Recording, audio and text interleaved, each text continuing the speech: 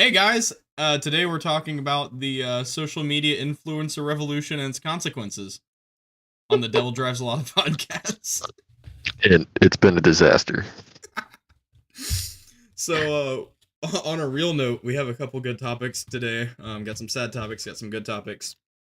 Um, Gonna keep it relatively short, I think, today. We only got three guys. We got some of the OGs, and I mean, I guess we're all the OGs. It's the same ones. I was gonna say we've added Yeah. cast members, and I didn't know. No, we have not. I'm your host, Jamie. Um, I spent time in Ukraine. I shoot guns, and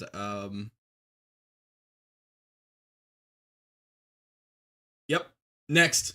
I forgot what I was gonna say.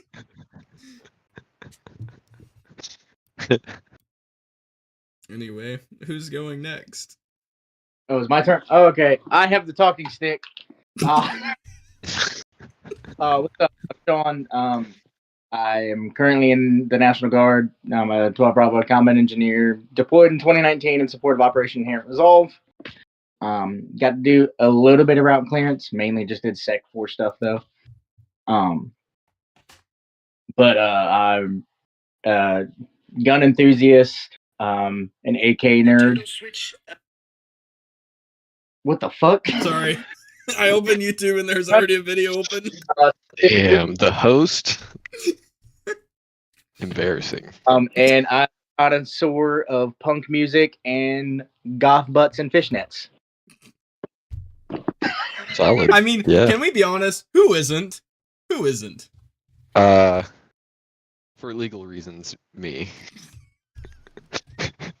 Camera pans to the side. The legal reason. What's up? I'm Ian. I run a company called Operator Supply. I'm the resident camo autist. Yeah, It's really that's good all I camo. got today. Sean, can we just take a moment to look at how Sean's camera's frozen right now? Amazing. It's a slice of his life. With the MK My man lives ultra. MK Ultra. Hey Sean, your camera's frozen. Alright, we're gonna move on. Cool. Yeah. So let's actually we're gonna get started off with a bit of a sad topic today. So my medic, one of my two medics I had in Ukraine, three medics? One of my few medics that was on my team for the duration of me being there was killed this week.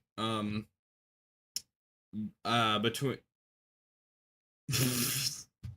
all right. Yep, that tracks. I can't share all the details I know, and I don't even know all the details anyway, so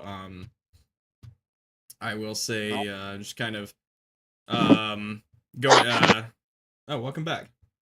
Sorry, my phone overheated because I need a new one. It's all right. I'm trying to get it. Her call sign was Snake. I met her within just actually a few days. Yeah, I think a few days of being in Ukraine I met her. Worst case a couple weeks.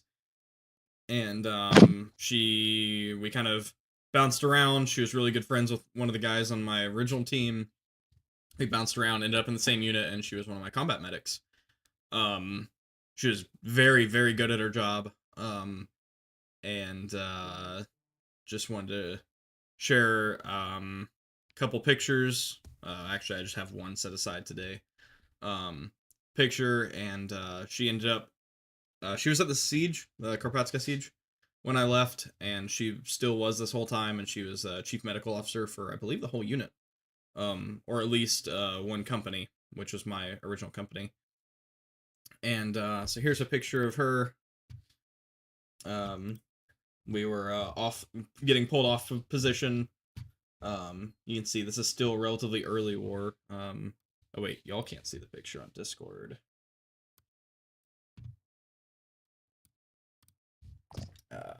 Share screen.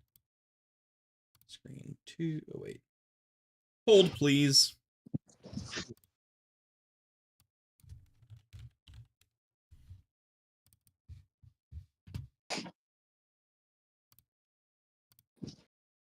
Well, during this brief intermission, I'm going to interject with some thoughts. Shoot.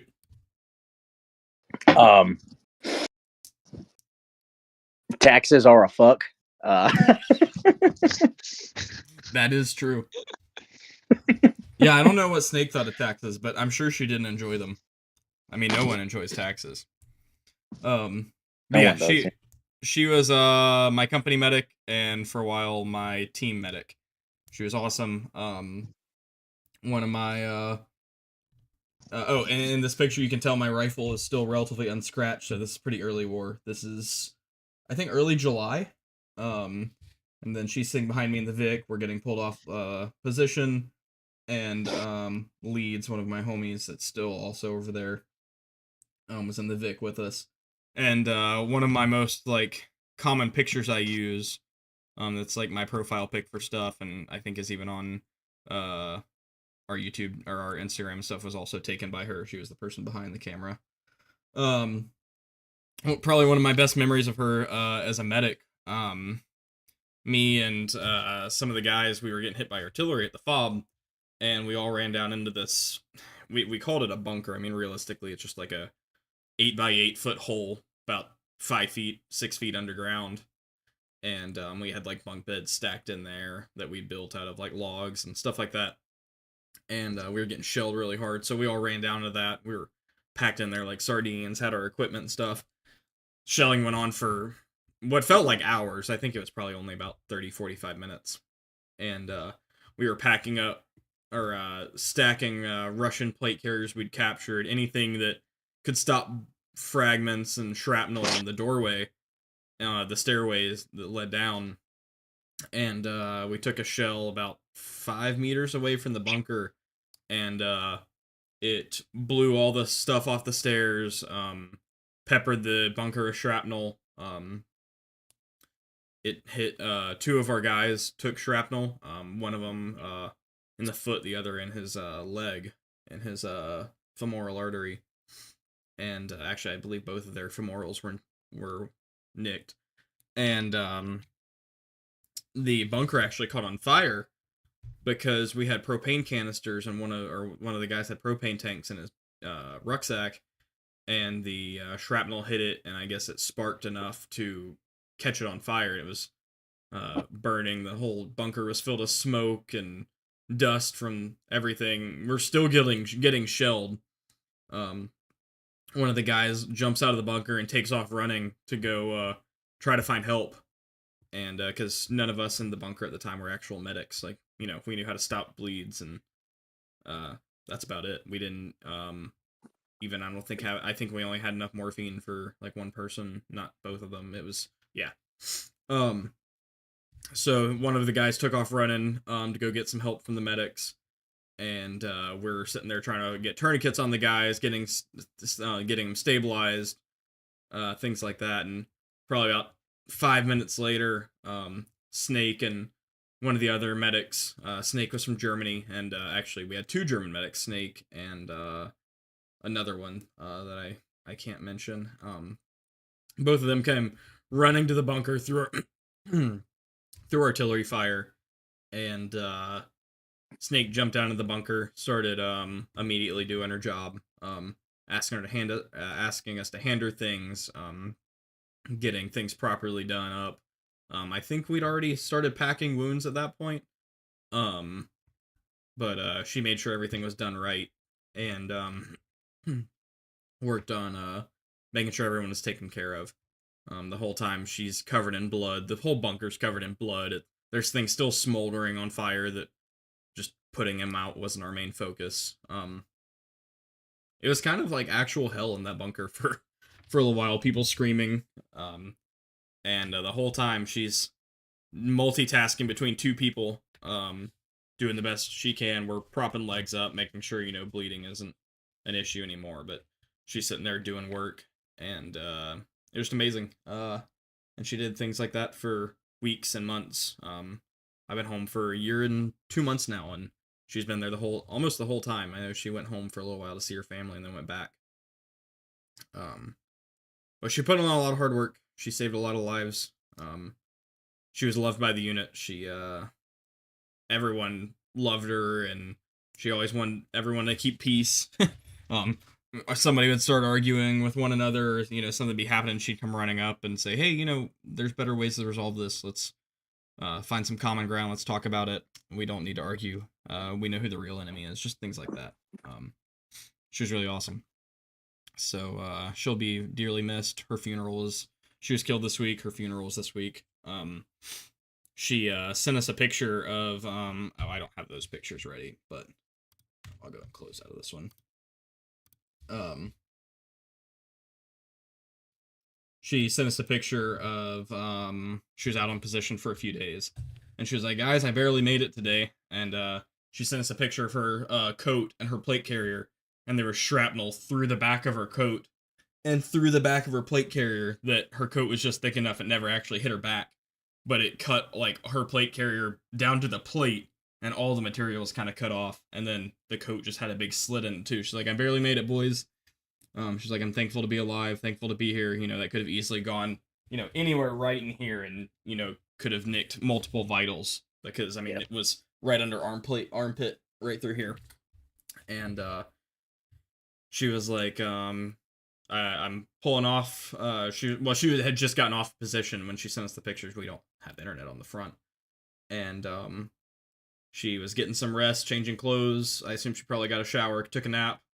Either got a new plate carrier on, or I'm sure stitched that one up, and she was back out within just a few hours. And on the way back out to position, the company's M113 got hit, or hit around it. I don't know the exact details, but I don't. To my knowledge, there weren't other casualties in this incident, so I don't know if they were unloading and got hit by a mortar. But yeah, she didn't make it.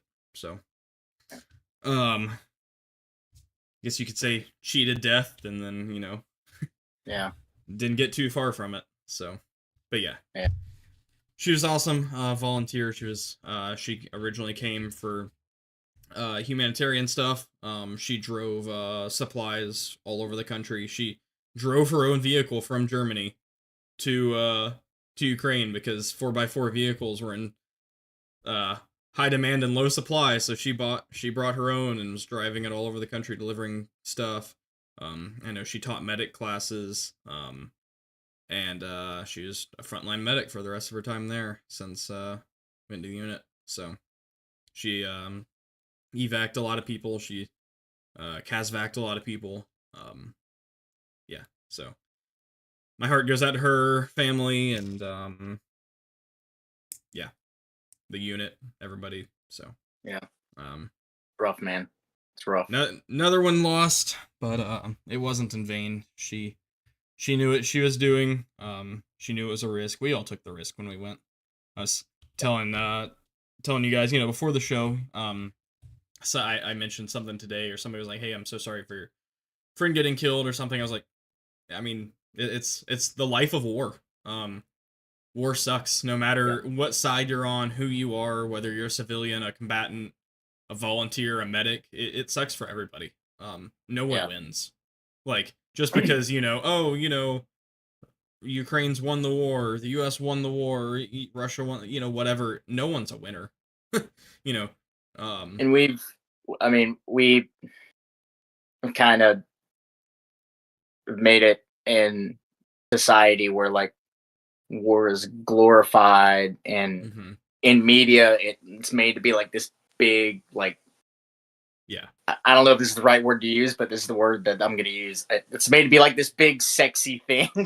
Yeah, in the military industrial complex, we joke about it all the time, but it's like this huge machine of, whether it's actually manufacturing weapons and drones and equipment, or just the propaganda behind we have to win. Here's why it's important to win. Manufacturing a reason to use them. Yeah, and exactly. Yeah. And realistically, you know, our government won. Yay! You know, the U.S. won. You know who didn't win are the tens, like whether it's Vietnam, Desert Storm, the Ukraine Russia conflict, whatever, the tens of thousands of families that, you know, aren't having someone. We're come just back to literally them. trying to exist, Yeah, that's who doesn't and win. you know their fucking house gets bombed. Yeah, You know, and kill half the family. Yeah, Well now, you know, like Yeah. it's horrible. Like Like- especially seeing a lot of like seeing parents like lose their children. It hits deeper for me, you know, given my past circumstances that I'm not going to get into on the podcast. This isn't going to be about how my life's been horrible, but you know that like seeing that kind of stuff just absolutely wrecks me because I've seen it, you know. Yeah. So it's fucking Yeah. rough. It's I think we've even talked about this on the podcast probably more than once. This is one of my favorite topics to talk about. It's like, you know, I went to Ukraine knowing I might not come back. I went to Ukraine knowing that I might come back and no one else I know did. Yeah. You know, I thought about all of that and I was willing to take the risks because I felt like I was fighting for the right thing. I felt like I was fighting for individual people and individual freedoms at the beginning of the war. You know, so many innocent people were getting killed, and I mean, still now, just I believe less so. And hence why I haven't gone back. That's one of the many reasons. I mean, it's still really. I mean, it hasn't really simmered down any. It's just that now there's other stuff going on in the world Yes. that the media has shifted their focus to. Yes. Whether that be Israel, Palestine, you know, all the stuff with the Houthi rebels and whatever. Mhm. Is it the Red Sea I'm thinking of? What am I thinking of? Where are they hijacking One the of the ships? one of the seas. I mean, really, that's an issue One all of the over. But yes, one of the seas. But yeah, like It you is. know, whatever It is the that Red going Sea. on. Yeah.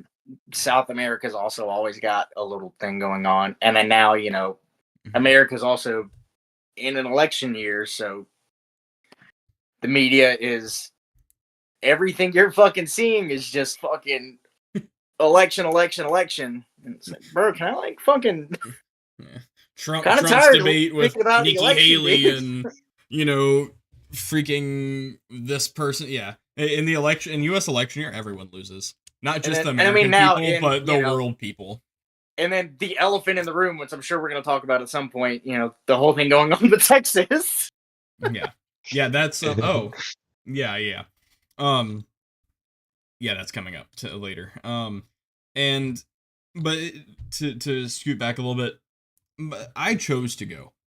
I made a willing decision that this is something I'm willing to die for. I'm willing to die for innocent people. This from being killed and suffering. Because let's hypothetically say even if they don't die, Russia at the beginning of the war was steamrolling everyone and everything that wouldn't back them or, you know, wave their flag immediately. They just steamrolled. And if you think that's propaganda, then you're very wrong. But what my heart really goes out to, and everyone, all the volunteers that I fought with felt the same way. They went there willingly. No one forced them to go. What my heart really goes out to are the people that like died in Vietnam, like for the U.S. Like so many of those People guys, who were drafted, so many did not want to be there. Exactly. Yeah, that was. Yeah. It was this war sold to fight communism, and you know it's for democracy. And, you know, we can't let the commies win. And there's so many people, dude, that never wanted to be there. And that gave their lives not knowing what they were fighting for, but knowing that they were, quote unquote, required to go. Yeah. I still think probably one of my favorite Vietnam movies is The Platoon. Mm-hmm. Because it captures a lot of that. I mean, that's kind of like the whole point of the movie is that like half of them don't want to fucking be there. They were drafted. They had no choice. Yeah. But And one thing, you know, and this was the Deer Hunter also talks about that some too. Also a great movie. Actually, never seen it. I need to watch that. Oh yeah, we Yeah, need me to either. have like a what? Oh, dude, we're gonna have like a group watch party one day coming up, and we gotta watch that. I think our last group movie we watched was Django. Oh my god. Oh, I think that's the last one we watched. That was several years ago now. That was the last time we all got together and watched. Because you had never seen it, so we Whoa. had I'd never seen Django. Yeah. And so we were gonna watch either Heat or Django, and it came down to who hasn't seen Django, and everyone had seen it, and everyone was like, "Oh, it's a great movie," and I was like, "I have not seen it." So yeah, That's just one of those we need to movies watch you Deer have Hunter. to see just because it's so quotable. Yes. Oh yeah, Like dude. you have to see it to understand the quotes. Like, well, shit, fire.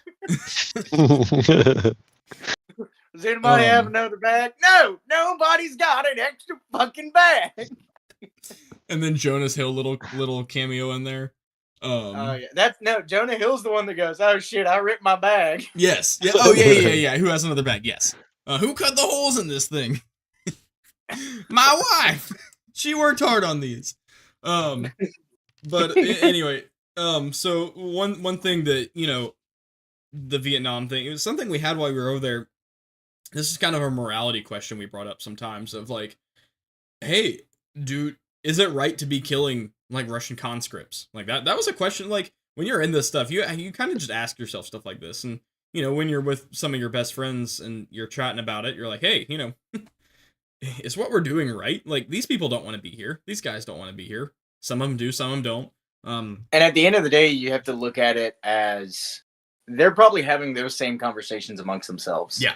Yeah, quite probably. And it boils down to you or them. Yeah, Yeah. exactly. When, one of the reasons I stay in the military is so that other people don't have to volunteer to do it. You know? Like, yeah. There's we had a conversation, so this is October September. So in August I had my first big assault at the end of August, and my team was responsible for capturing 21 people or something like that, my assault team. And this was my assault team was like, it was my squad of 9. I think it was my squad of 9, and then a Ukrainian squad was alongside of us. So we'll just hypothetically, it was sub 20 people were responsible for capturing, I think it was like 21 people. It was, we basically capture our numbers. But I did not personally interact with any of those guys. The most interaction I had with them was me yelling at one of the guys while we were tying him up, and trying to force him to draw a map of what was going on. Like I literally had a pen and paper. I'm like, freaking draw, like we have this was dude's it face in like the the dirt. scene in Inglourious Bastards? Oh, dude, Almost what you're just fucking about friends. like there Wiener were Schnitzel licking finger here, point on this map. No, yeah, literally, I pulled out my tablet. I had my tablet in my back panel on my plate carrier, and I'm like, I have ATAC up. I'm like, show me where they are, show me where the enemy is, and we have a translator. And I'm like, I have a, because they're trying to get him to like draw a map. And finally, I pulled out my notepad, and he's like kind of scribbling. I was like, it wasn't great. So I literally pulled out my tablet with ATAC. I'm like, point on this map. Where you're here. Where are they? And he's like literally pointing down the map, like where their positions are. And we were the primary assault team. So basically, what we did is we kept on pushing. We had people come from the rear, grab the prisoners. We kept pushing. Never saw them again. I honestly do pray that they were treated fair, and you know, I hope so. And then a few months later in October, I personally captured 2 guys with 3 other people. We were moving the line up and up and up. We were we during that assault in August, we started a chain of events. It was called the Izium Offensive. And we were the original, like, me and one other squad were the start of an entire offensive. And, we pushed the line up and up and up and up for kilometers, and we were, like, leapfrogging over other units. due to us starting the assault and the losses we took, we got a break for a couple weeks to chill out and basically hold like rearward positions in case something were to go wrong, like fallback positions. And then once the line started moving so quickly, those positions became fully obsolete, and then we started leapfrogging over other units. And so we're driving to the front. Like at this point, we're literally in Vix, going down the road, driving to the front. We're like, okay, we're gonna stop here, make sure all of our guys get. We had some stragglers from a Vic that broke down. We're like, all right, we're gonna stop in this little village where some Ukrainians are. They've already set up. They've been here for like a couple days at this point, and we're gonna sit here, regroup, and probably spend the night here. And we're like, sounds good. So we're finishing securing the village. We're trying to figure out where we're gonna sleep at night. We wanted to be sure that we had like basic things, defensive positions, it could be secured easily. We weren't spread out in 50 different houses. So we ended up finding, like, if I told you this was straight out of like DayZ or Tarkov, it was straight out of DayZ or Tarkov. This like barn, like we had an industrial L-shaped barn, and then in DayZ we literally call them long barns, like with individual stalls for the grain. The homie's tractor and trailer was literally parked in there. So it's like an L shape and then a long barn. And so we're set. I'm driving the Hilux. I drive the Hilux up the hill. We unload. Guys are kind of setting up. And I think I was getting something set up. I had my plate carrier off. Because we were relaxed. Bear in mind now, since we were leapfrogging over units, we're now 5 to 10 kilometers behind the line. So, while still very much in artillery range, we're not the focus of that artillery at the time. With that said, we did have 2 Su-27s. One of the SUs fly over and drop bombs literally on us. I have it on video. Oh, fuck! Low-level airstrike. They're flying over. I'm looking, I'm like, huh, those are coming, and then you see just things drop, and the parachutes pop, because they were so low. They're called, I think they're called retard bombs because they're retarding their speed as they fly over. So basically, the explosion happens after the plane is out of the explosion frag radius, and we're like, oh snap! So we like hit the ground. I have a video of the bombs hitting about 200 meters from us, like huge things, and they take off, and we start launching AA at them. There's a homie literally like up the hill from us with a what's the Russian-made anti-air? It's their version of the Stinger.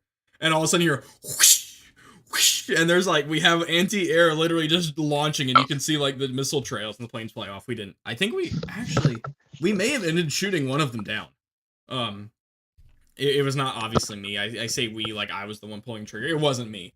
I was just running from the bombs trying to take cover. That is fucking terrifying. Oh, dude, yeah, I have a video. I'll post it. We'll talk about that in another chat.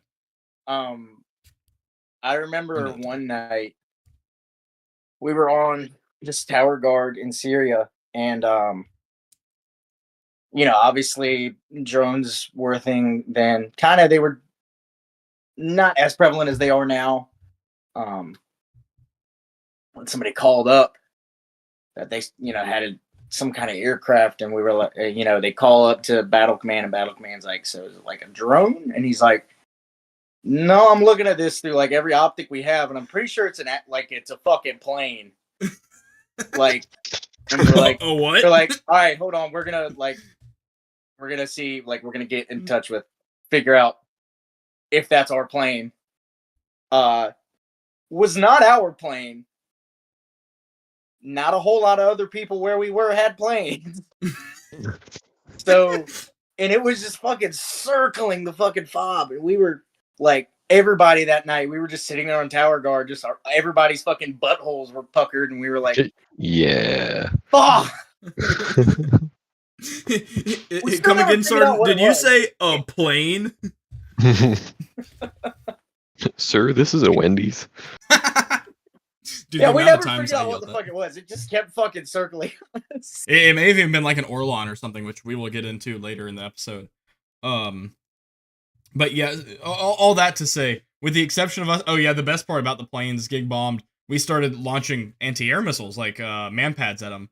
and one of our like the equivalent of like our XO, like the unit equivalent of like the unit XO. We go running and like we hop in this ditch, and our commander or a couple of our command team was like down there. We're like, yo, did you see that? And they're like, it was friendly. And I was like, no, it wasn't friendly. They tried to bomb us. And I was like, literally, I watched them fly by. I like tracked them all the way. I was like, there's a red star on the vertical stabilizers. And he was like, oh. He's like, are you sure? And I was like, 100% blue camo, red star. And he's like, oh my. And I was like, yeah. Well, that's not good. I was like, do you think they bombed the friendlies? And he was like, we Isn't weren't the- really sure. We were very confused. I was like, The SU-27, is that... Am I thinking right? Is that their equivalent of, like, the A-10? that is the SU-25, which actually, There's I an think that- updated... There's something, it's kind of like an updated version of the SU-25. the SU-20, yeah, so that is the, what is it? Hold 'Cause on, the I SU-25 don't is know the why I'm frog asking. I foot. can just fucking Google it. There is a upgraded variant of the SU-25, but I think it's still called the SU-25. I'll have to go back and look. The SU-27 is an air that security one. 40. But fighter. that would be fucking terrifying, dude. I'm pretty sure the SU-27 was what we saw. It had twin vertical stabilizers, but also and it comes in blue camo, which is I guess yeah. with the red star on the vertical That would be fucking However, terrifying. I guess my concern would be why were we getting bombed by an air superiority fighter? So I could be mistaken, but I do very, very vividly remember like light blue, gray fuselage. I immediately was like, yo, that was blue camo with a red star. Like that's what I envisioned when it flew by.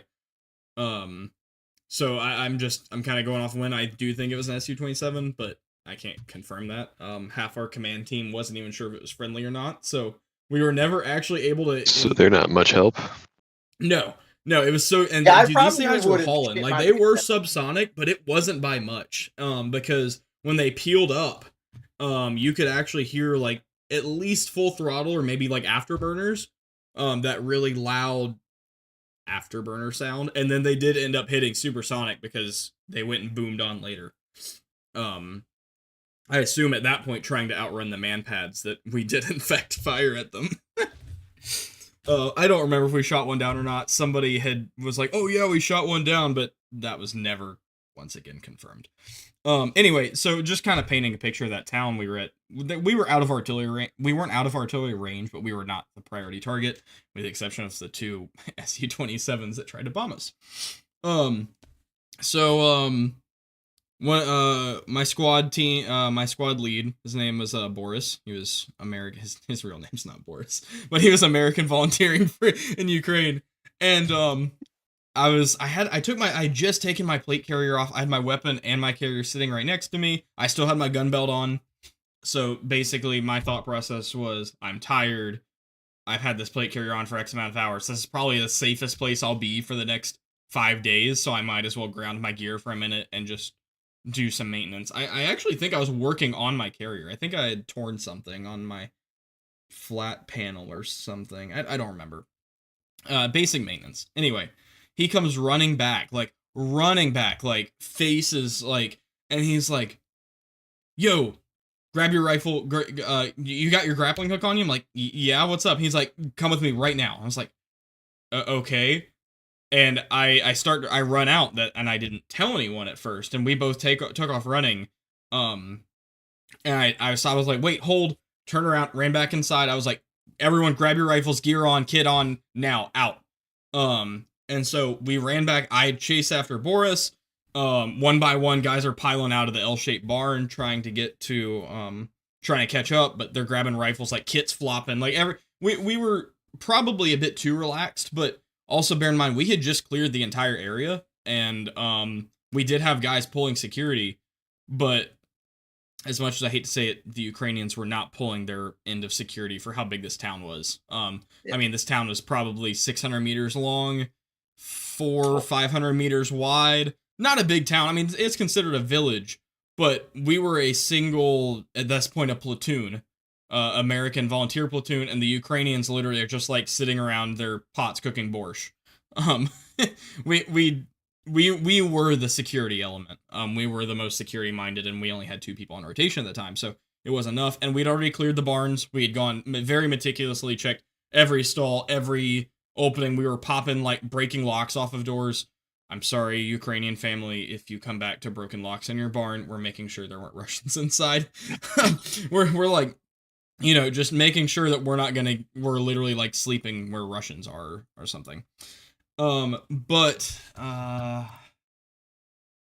So I follow Boris, and I'm trying to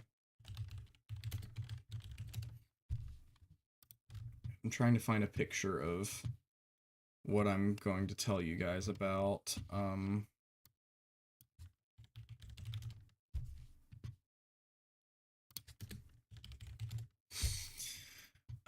Because I have no idea what they're called in, like, English or Russian or Ukrainian or anything.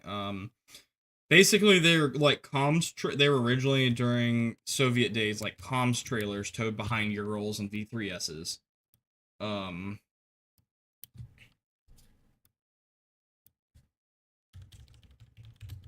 That were converted into like little livable towing houses. Really quick, random interjection. Yeah, you're Are we good. not Keep going going. to talk about how admin stole Zach's fucking look? OMG, you're right. Yeah. Zach did it first. Do you have a picture? Clear. Do you have a picture of Zach for that? But he never had the mustache though. No, he literally used some of Elizabeth's makeup. Yeah, he Oh has my a picture God. of him with he the used like with eyeliner the or some shit. Let me see if I can find that picture, dude. Oh.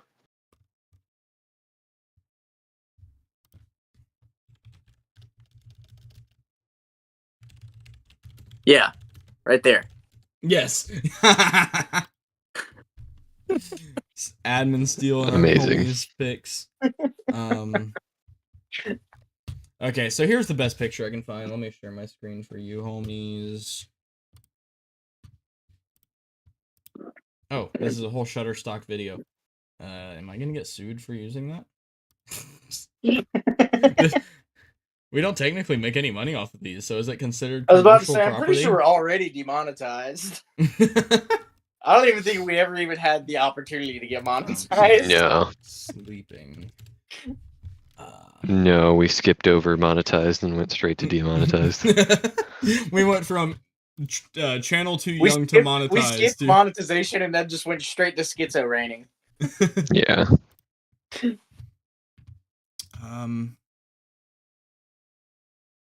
We keep it authentic around here.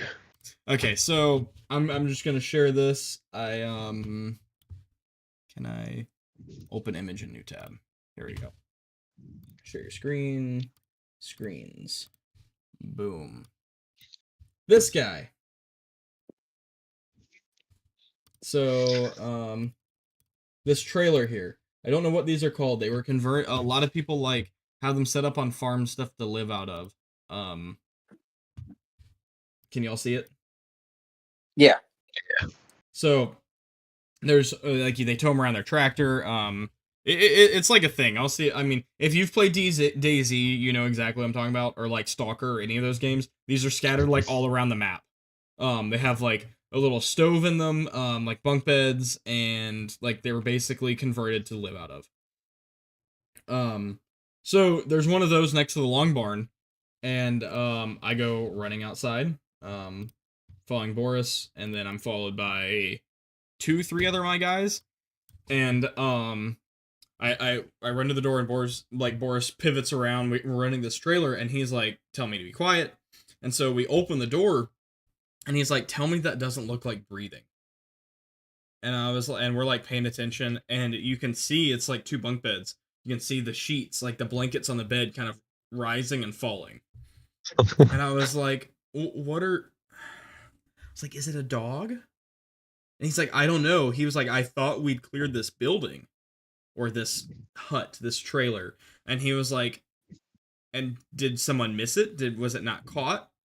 I was like, "I don't know." So I'm like, At this point, like my gun, this whole trailer's 8 feet long, and maybe 10, and I'm just like standing at the door at the top of the stairs. I'm just like watching it, and I was like, I don't know, dude. And I was like, cover me. I was like, pull back, cover me from the side. I drop my rifle. I have one hand on my rifle. Well, I do kind of drop my rifle at my chest. I still don't have any armor on.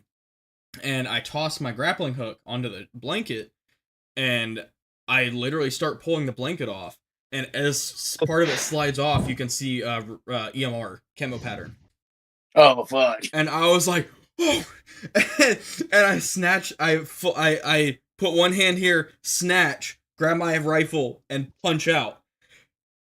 And the sheet just kind of the blanket falls down. You can just see an arm, and this guy goes.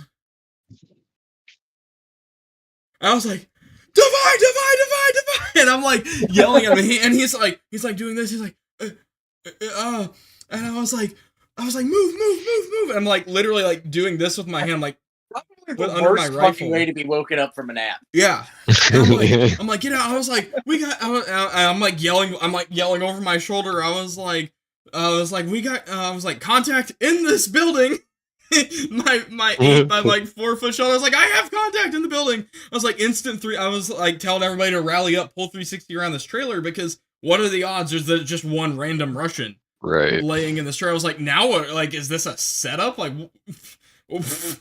what? And so instantly everyone pushes out from the building, and then 2 guys are stacked up behind me. And then I'm continually trying to push off of this guy because I'm a 16-inch barrel with an 8-inch suppressor off the end. Like, I'm trying to quite literally stay out of arms and lunge length without like falling out of the trailer while, making sure this guy can't reach for his gun, because I really don't want to dome this like unarmed dude. Like, he's in his carrier and everything. I'm like thinking through. He was just fucking wiped out. Yeah. Yeah. I was like, do I really just want to smoke this dude in the face? Like, I don't know. And so he's like putting his hands up. The dude's so confused. And how would you do, man? Oh yeah, dude. Like, imagine you invade another Slavic country, and then this dude wearing no plate carrier. Where the fuck is the rest of my unit at? Yeah. And then Combat Jesus wakes you up out of your nap. I mean, I'm sure I probably had my hair down. I have a video of this, none of it happening. I literally had my ball cap on. I had my ball cap. I think my hair was down. No plate carrier. I'm in, like, what was honestly at the time, early war, considered, like, Gucci gear. Like, even though I didn't have my plate carrier, like, I have a proper, like, combat shirt, proper pants, and then my gun has 2 optics, a flashlight, a suppressor, it's a fully built-out AK at this point. And then, on top of that, I'm giving commands to the guys behind me in English. This guy's, like, mind blown, like, am I in a dream or whatever? And I'm screaming at him in bad Russian. Oh, yeah, in terrible Russian. I'm like, I don't even remember what I said. Honky screaming at you in your native language. Yeah. I mean, I know I was screaming Divide at the top of my lungs, and I was like, I don't even remember what I was saying. I was telling him to put his hands up. I was like, hands up, don't move, divide, divide, divide. And I'm trying to also disorient too, like, by yelling. Like, I don't want this dude to actually fully process what's going on either, because and like the dude's like, rifle. Yeah. Because, like, as the dude's rolling over, like, you can see his rifle falling off, like, he's sleeping with his rifle tucked against him. So, like, I'm trying to stay out of lunge. I'm trying to, like, keep this guy disoriented. I really don't want him to fully wake up. And I don't know what's going on around me. Like, are they literally sleeping in there while the rest, like, are they taking turns sleeping in the shed while the rest of their squad is Overwatch? I don't know. And so I finally get him to the door. I drop my weapon. I immediately have 2 guys punch in, Boris and Leeds. Actually, Leeds is in the picture I showed of Snake earlier. He's that other guy. They immediately punch guns in. I slam this dude to the ground outside the trailer. I'm like knee on back, like kind of push my weapon behind me, and I start patting him down. Boris comes over to me, and then Leeds also comes over to me too, and we're trying to, spread arms, he's not fighting at all, but he's also literally so scared and, like, disoriented, he doesn't know what to do. and I don't know Russian. So we're like forcibly trying to, get him spread out on the ground. And then I sit there and I'm like, okay, Boris is here. I'm doing this, and Leeds is right here. Who's watching the door? And I turn around, there's no one on the door. It's my team, like, doing a crescent, like, 360, and then 3 of us are on this one guy. I was like, get back on the door! And he's like, oh, okay, my bad. So he, like, posts back up on the door. Turns out there's another dude on the bunk bed underneath him, like, holding his gun like this, and the blanket was on top. And so we're, like, yelling at this guy. We're on comms with the commanders, trying to get anyone who speaks Russian to come here. And we're like, we have a situation. We need people here now. We need commander here now. We need more people here to secure this area. And everyone immediately needs to go on high alert. Immediately secure houses. Like, this area is not secure. And they're like, understood. And then, like, you look up and there's like 50 billion people all of a sudden, like, coming out of their houses, like, trying to lock the whole place down because no one knows what's going on. And then so we get him on the ground. My zip ties are on my carrier because, once again, I didn't have my carrier. So we're, like, trying to, like, tie this guy together. We couldn't get him. So one guy's, like, kneeling on him, just making sure that he's spread out. And then I'm like, that building is not clear. I was like, do not consider that building clear. So we kind of finished patting this guy down, making sure he's not, like, hiding a pulled pin grenade in his prison wallet or anything. So we pushed back into the building, and They don't know I have 3 grenades in my pocket. Nutty? So I'm like walking up, and I once again I toss the thing. I get closer this time because at this point the blanket's on the ground. I have to basically put the hook on, and I pull back, and there's literally Ukrainian. Hold on, let me grab my rifle. Damn, look at that ass. There's literally Ukrainian. I pull the blanket down, and he had a 74M, and he had a folded AK with a UGL on. And I pulled the blanket down completely and pulled away from the bed, and he's sitting there like this. And I was like, oh, hell no. So, like, at this point, once again, I was like, there's a second one, and we're, like, relaying information. At this point, we're relaying it on comms, trying to get everyone to understand what's going on. I promise this story does have an ending and does have the point that I'm getting to. And, so we pull him out of the building, do the same thing to him, toss their weapons aside, trying to get, once again, make sure, actually, I have his pocket knife that I pulled on my shelf over there. That's badass. If he ever watches this, I hope you got home safe. Seriously, like, actually, I hope you did get home. Let him know he'll mail your knife back to you. Yeah. Like, honestly, I'd love to meet you if you're back home and safe. Like, I don't know if any Russian people ever watch this one day. And your neighbor's story is he got freaking captured by some American volunteers in the middle of a trailer. Hit me up. I'd love to meet him, and I'll give him his knife back. But we drag him out, and long story short, these guys actually ended up speaking a little bit of English. They were pretty cool. Yeah, honestly, like, we gave them some food. They were blown away that we had, like, Snickers, and, like, we had, like, we're at this point, we're finally, I go back to my plate carrier, I grab my plate carrier, and I take off, like, running back. I'm pulling my zip ties out of my carrier, and we're zip tying these dudes with my zip ties, and they were blown away by, like, the gear we had, that we had snacks. Like, we gave them a big Snickers that's, like, 2 normal size Snickers inside to share, and they thought that was, like, the coolest thing ever. And, like, we treated these guys like humans. You ended the war right there, dude. Yeah. Yeah, and we actually ended up having a couple, like, broken English conversations with them. We were on prisoner duty for the next 12 hours. We didn't have listen to Bang Wu-Tang Clan. Wu-Tang Clan, I know them. And we were on prisoner duty for probably the next 12 plus hours until the next morning. Our unit actually didn't have the infrastructure and wasn't prepared to come pick up prisoners because the whole thing was so in fluid motion right then. With us leapfrogging over units, no one had, I guess, anticipated us capturing anybody.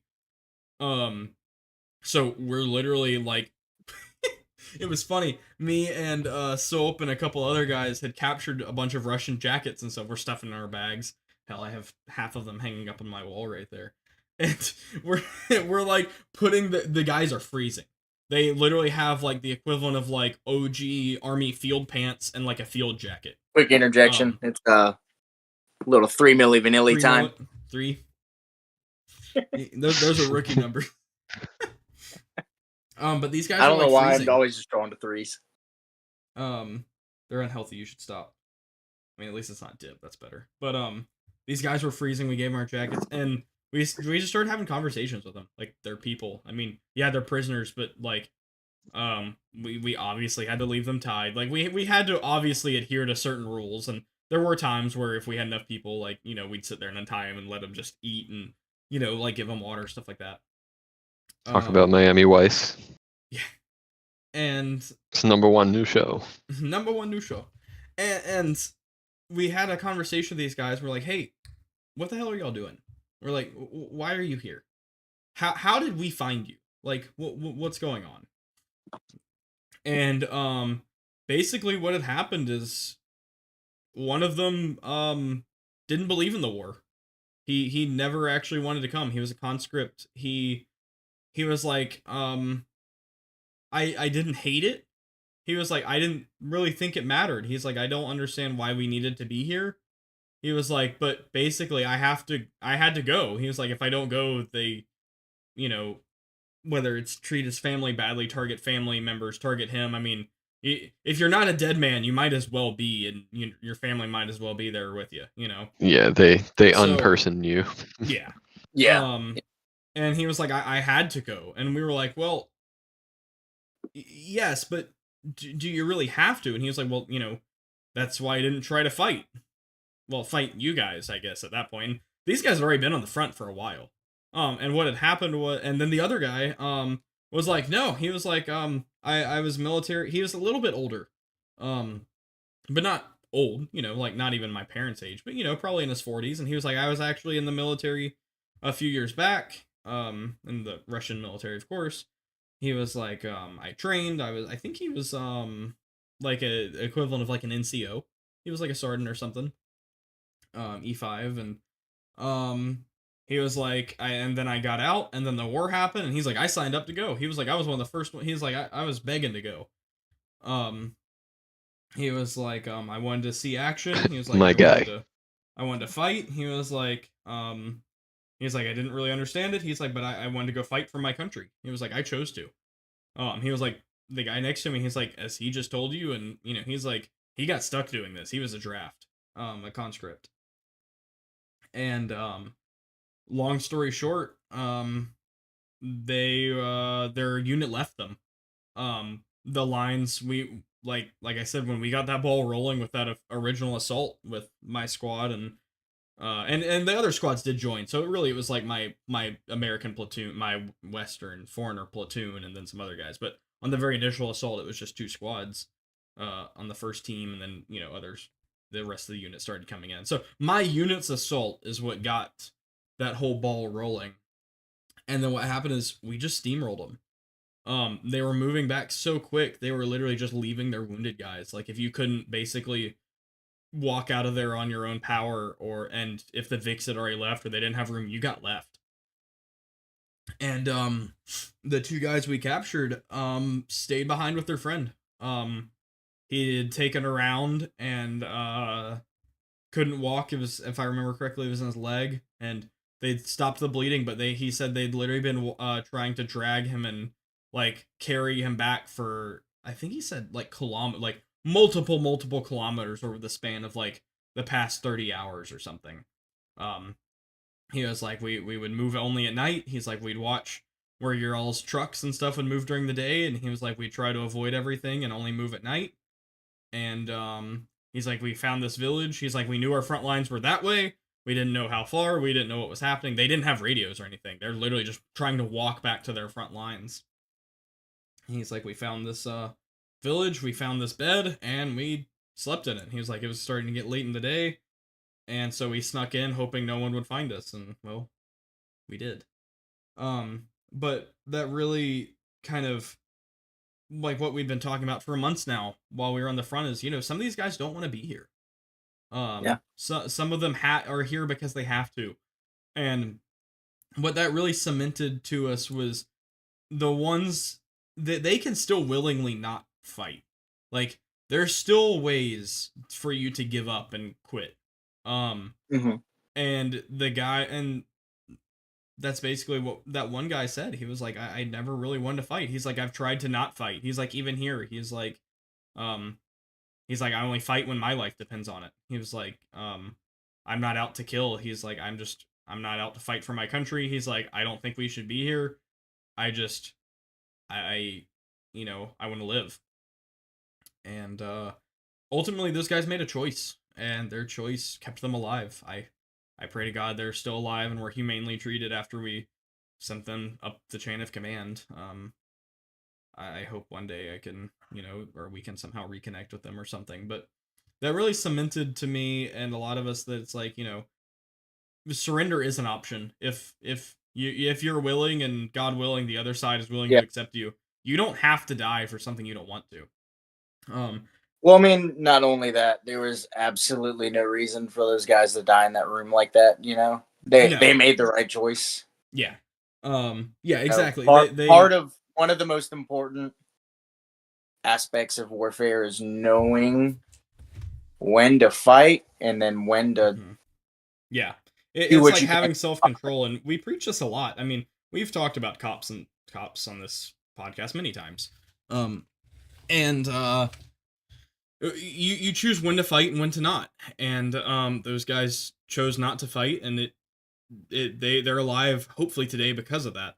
Yeah. Hopefully because of that decision, they were somehow able to go back home. I hope so too. To their families. I think about those guys and their faces a lot. And I also think about just how thankful I am I didn't pull the trigger. Yeah. That would be a tough thing to live with. Yeah. That would be a tough thing to live with. You don't want to just Osama that guy. Yeah. Right as he wakes up, just confused. Yeah.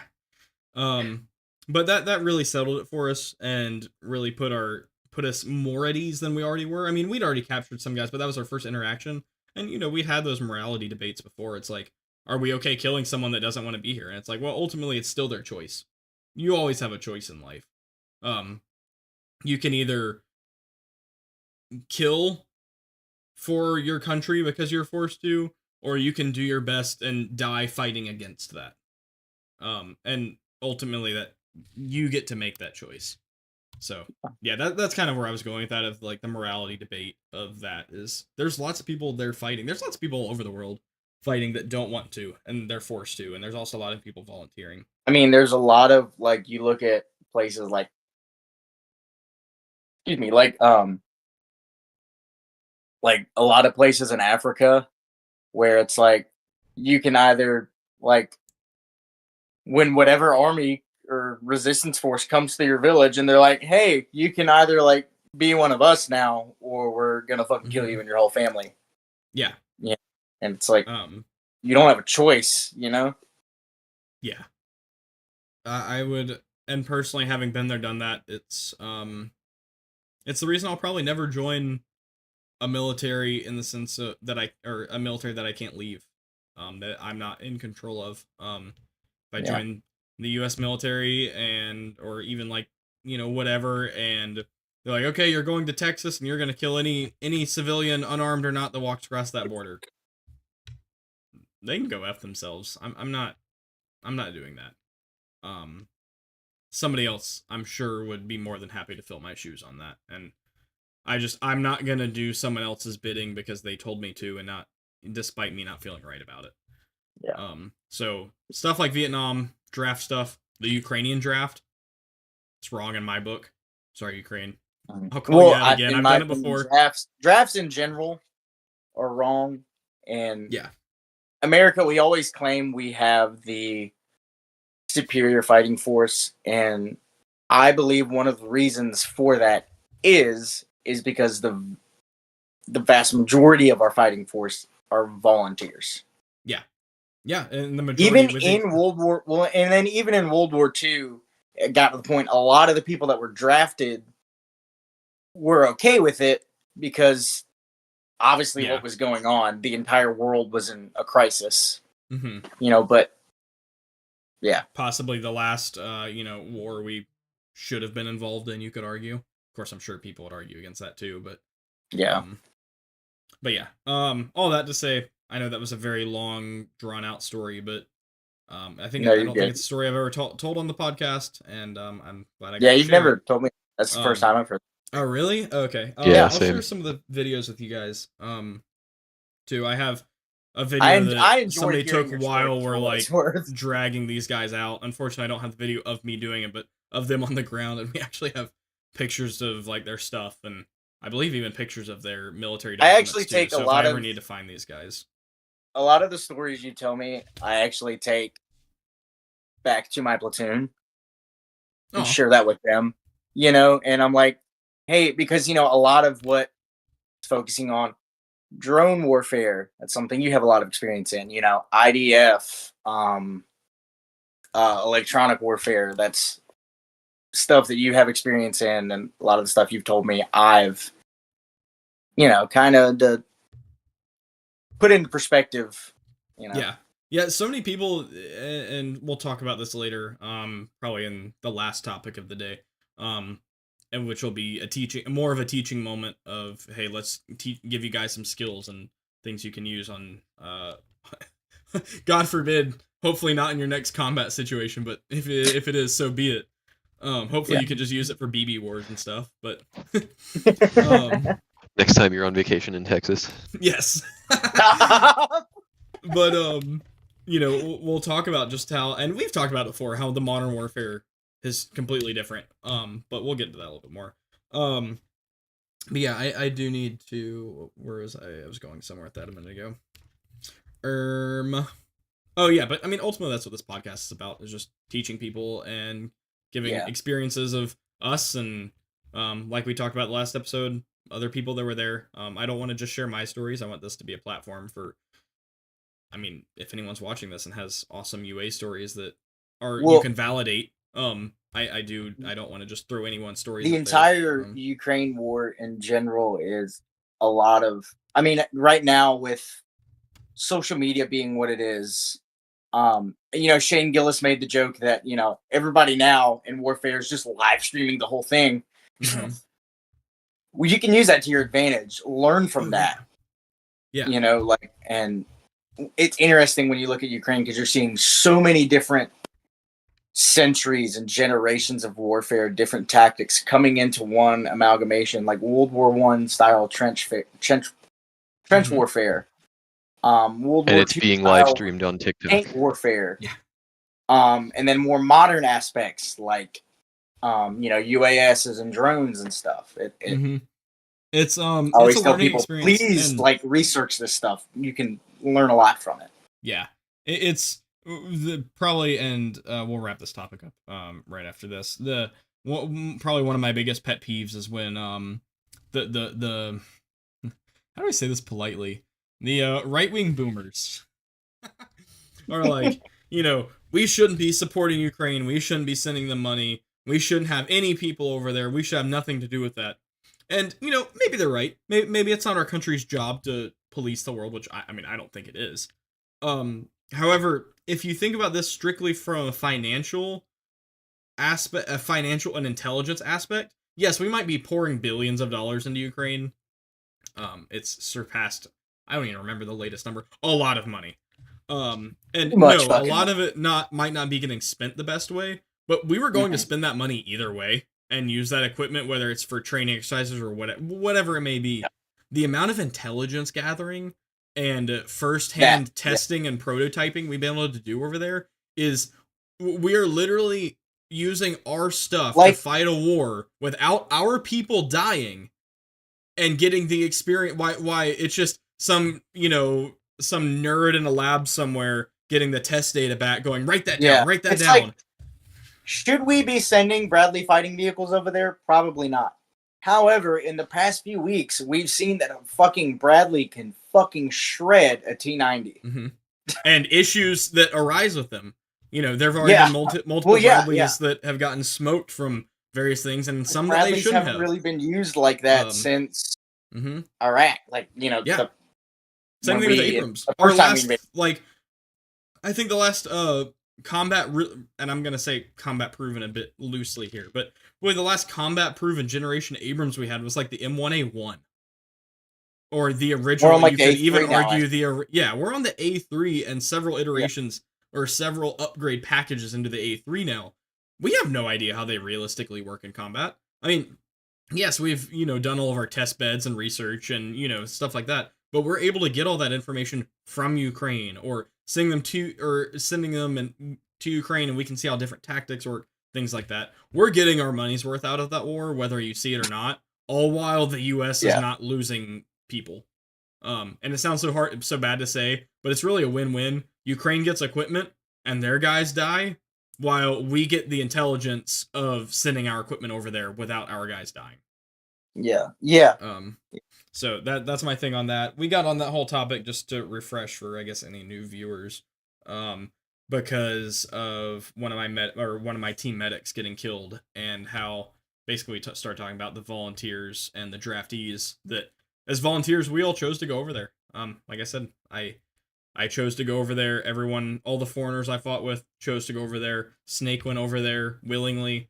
She knew the risks, and the potential risks. And we all did. And we all knew that we might not ever see each other again, or, any given time of day might be the last time we get to say hi to somebody or say hi to our family next. And somebody like that, through what you've told me, like, it's like she undeniably made a difference. Yes. And her life was not in vain. Yeah. She personally made a difference in the war. She personally saved people's lives. And really proud to have called her a friend and fought alongside of her and seen her do some great work. So, on that topic, so I can avoid crying again for like the third time this week about it, we will move on. I feel you, buddy. I feel you. All right. We have a couple more topics left. We have, you want to go into finance and maneuver now? We want to talk about Jordan? Oh boy. But let's have something a little more light. I mean this in. I'm gonna try to make light of the situation just because of how stupid it's become. But realistically, sexual assault is not a light topic. But let's just go into something a little more comedic than people dying, and go into just how stupid Jordan handles things. Yeah. Do either of y'all want to give the background of Jordan and his previous problems? Because I am not up to speed on most of his stuff that's happened before SHOT Show. I found out about FNM through Let me get some water. Okay. Well, you go ahead. I can hear. So I found out about FNM through Seaburn Art and their Art and More podcast. I fucking love their podcast. But I found out that way. And then I think it's probably been like 2 years ago now. BR had him on because they were together. They did like some photo shoots and stuff together. But in that episode where that episode where they brought Jordan on, BR mentions where they were doing a photo shoot and the cops got involved. The fucking SWAT teams show up, fucking ghetto birds start fucking circling. Yeah. They wind up in handcuffs, they're getting detained, and they're fully kitted out, weapons and all, but they don't have any ammo, obviously. And BR, I haven't heard him say this, but in some of his comments that I read this past week, kind of seems like he kind of blames Jordan for that. Yeah, that's what I was gonna say. It really does seem that way. The accusation has not been made in but exact but words. you can drawing conclusions, putting two and two Right. together. It very much kind of seems like that. Which I fucking love BR, mad respect for BR, even though he's a Brit. Hey, so is Jay Stark, and we love him. Rip Jay R.I.P. Stark. Jay Stark. RP. Fuck this dystopia. R.I.P. Jay Stark. Was he a Brit? UK of some sort. I don't know if he is I technically thought he British, was- but he was United Kingdom. Oh, I thought he was Slavic of some sort. Never mind. I'm just dumb. I mean, I suppose he could have been a Slav national living in the UK, but he was Okay. Yeah. Okay. Yeah. I don't know his exact nationality. I just know that he was. But anyways, kind of going back to the finance maneuver thing. Oh wait. I would just like to say I saw someone comment this on one of the things, or was it maybe one of you guys? He financed when he should have maneuvered. No, I saw a meme. It was just like somebody flipped their Jeep. And like it was completely photoshopped, but they photoshopped an F&M logo on the side of Jeep. it. And it's that motherfucker finance when he should have maneuvered. All right, sorry, go ahead. That's me, actually. So SHOT Show happened this past week, which I also want to talk about some other things, just stuff. None of us were invited. Yeah. Look, hey, we're trying to change that. 2025 SHOT Show ain't Working ready on for it. Working on Double it. Drives Working Lada, on it. Operator Waiter, Ohana Arms, podcast people. Super group. The super group, and then just me as the fucking journalist. Y'all are all gonna be 1099 on one of our businesses for exactly 1 week.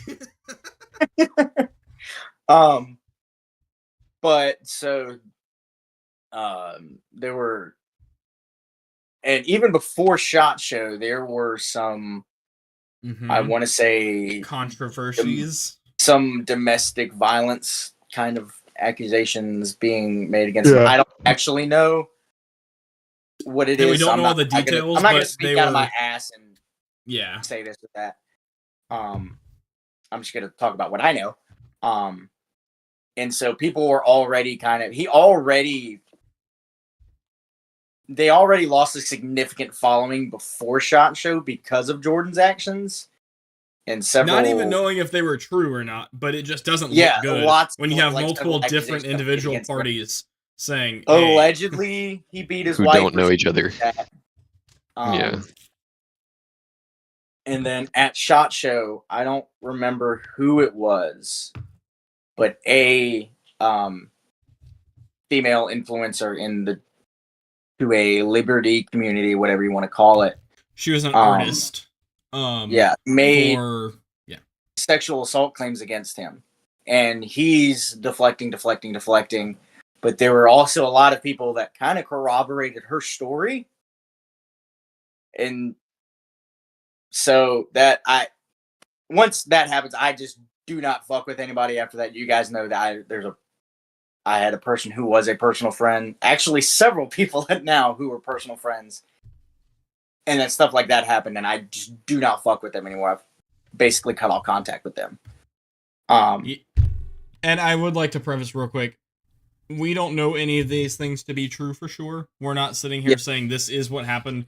We have no more proof or information than what has been posted on Instagram and some other things.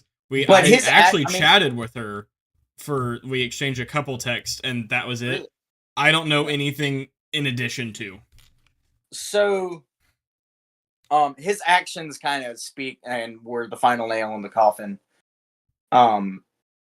He just deflected, and then when it got to the point where he couldn't deflect anymore, there's screenshots from one of the F&M group I'm chats. getting ready to post them in the Discord. I don't know if they were posted in our chat or if I saw them on Instagram. I posted them in our chat, and I'm finding them right now. Okay, that's probably where I saw them. Where he was basically saying, even if I did do this, I've done a lot of good.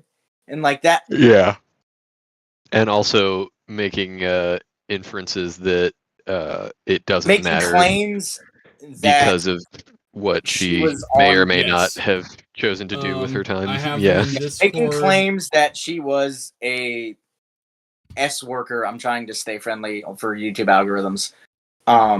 They're in Discord now. I can read them real quick if you want. Which, like, she wasn't. She came back. She came and said she was not.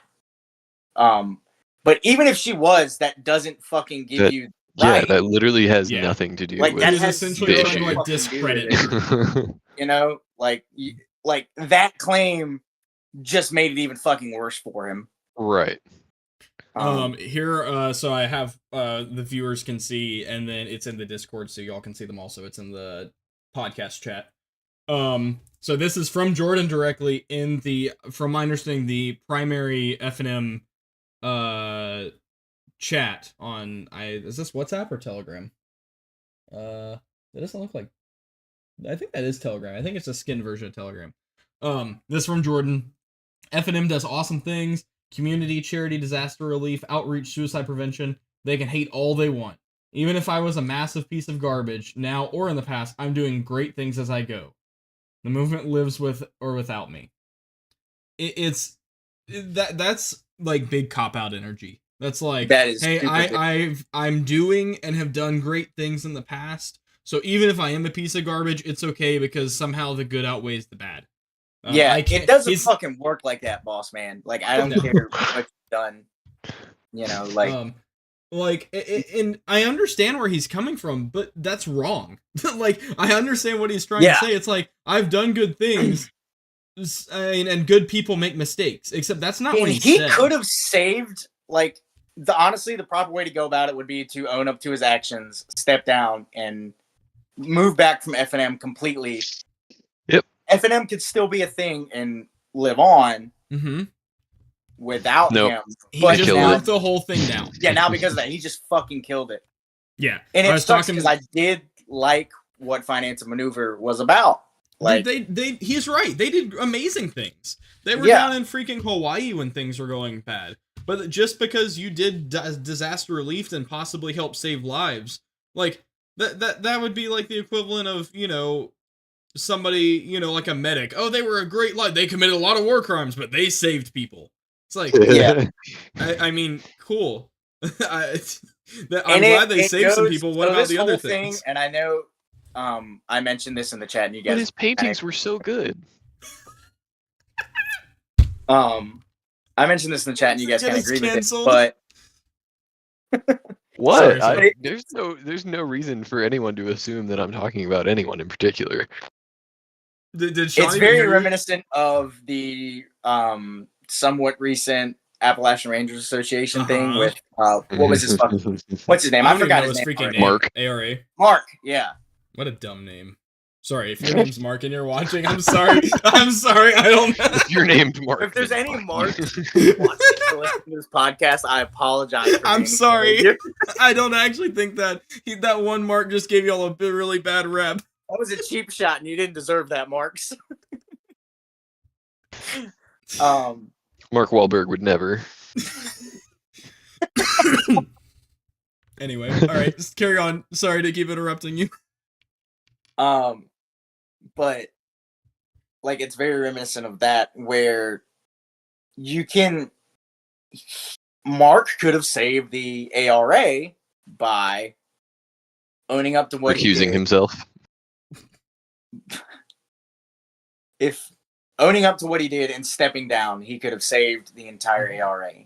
Granted, there would still be a bad taste in people's mouth about it because of what had happened, but yeah, Well, it's just narcissistic. It's incredibly narcissistic.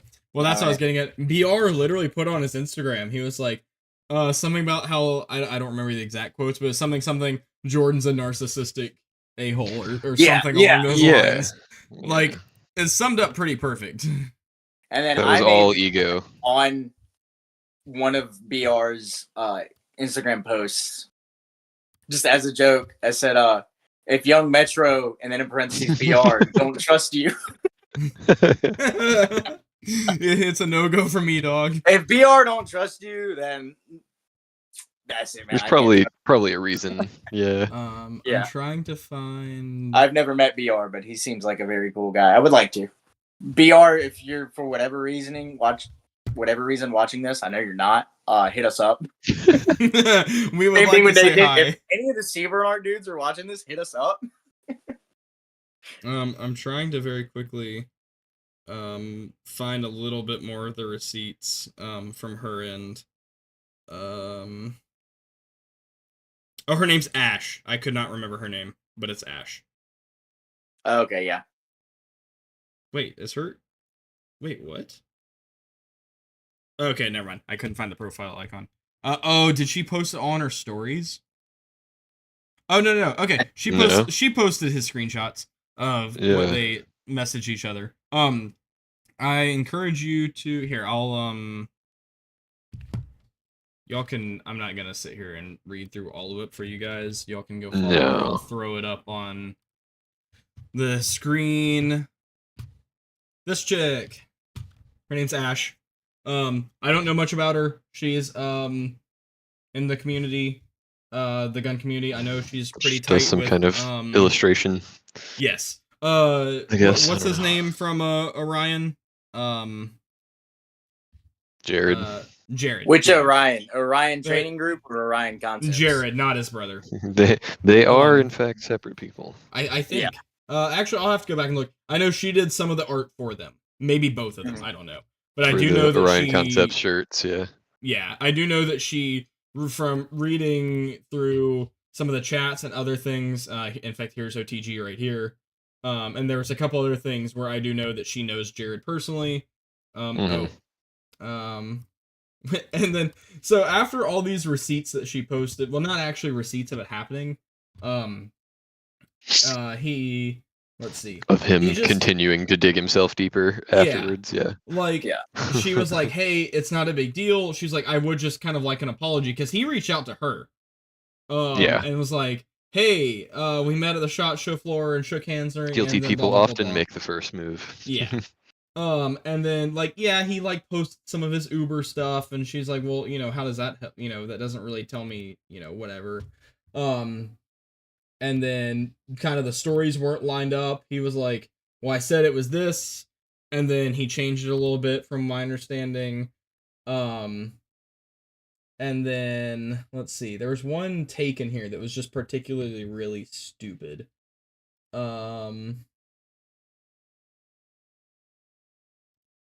She basically was like, hey, if you just want to apologize, that's fine.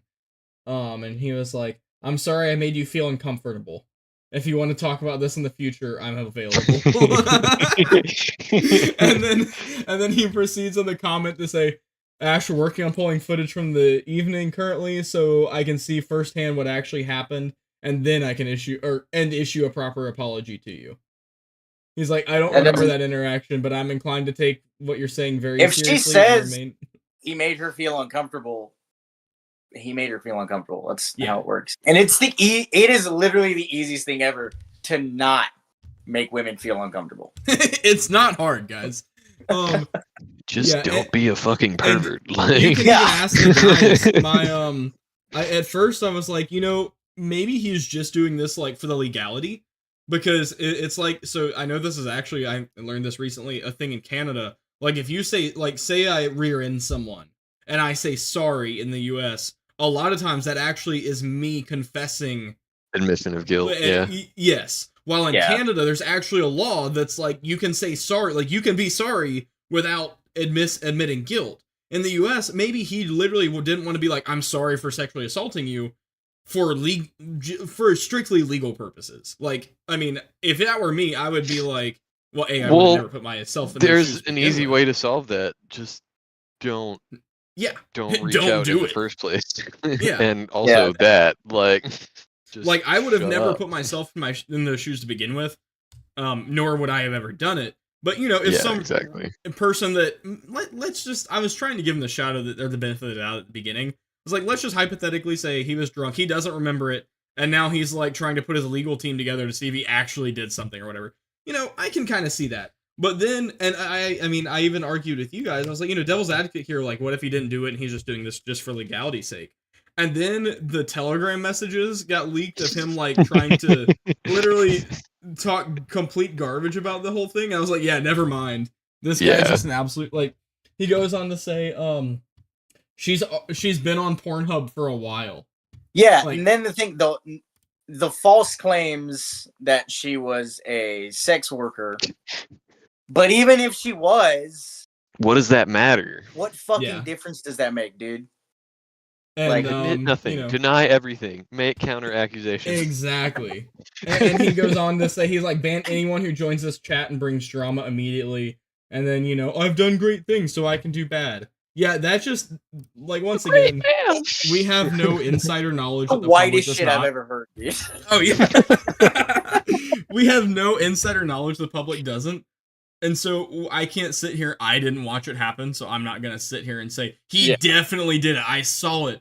But just by the way he's acting, and then the way he's like spinning it back on her, well, she has a Pornhub, and I do great things like, dude, that's 100% guilty. Really tactics. not helping. Yeah, That the he's accusations really not helping his are case. true. Like And at then this point, everyone else who wasn't there but knew Jordan personally at some point coming out and saying, he's a hey, narcissistic. I wasn't there for it, but given like my past interactions with him, it doesn't I believe fucking it. surprise me. Yeah, it Yeah, doesn't. exactly. Yeah. Yeah. Honestly, at this point, he could come out and like release a video of the whole evening, and like they're never in the same room, and I wouldn't believe him just because of the way he's acted.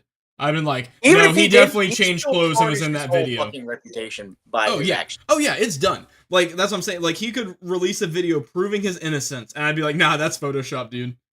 Like either like you just changed your Even if clothes he or are is lying about what you were wearing, Innocent. or that's Everyone Photoshop just because the way knows you you're a acted, dirtbag. you're an now, a-hole. so. Yeah. So, yep, I think that's all I have. That's all I have on that. I think I actually never got any F&M stuff. I was at Zach's house earlier today, and we were I was staying at his PC. We were chatting, and he had a big F&M sticker on the front. He's like, "Man, I gotta rip all this stuff off now." He's like, he was like, "Man," he was like, Yeah. "I really liked that too." He was like, "I'm thinking about literally just." He had one of his anti-bank stickers on the front of his PC. With the little finance and maneuver logo, he's like, I think I might just take like an X-Acto knife and cut off the F&M logo from it and leave the anti-bank. Yeah. Yeah. So yeah, be careful who you make your heroes, kids. You never know. Yeah. You never know. And I think we've actually said that on the podcast before about. In fact, that was last episode, and we were talking about some suspicious veterans and bro vets. You know, careful who your heroes are. You'll be surprised sometimes. Yeah, that. So, anyways, moving on from that, SHOT Show.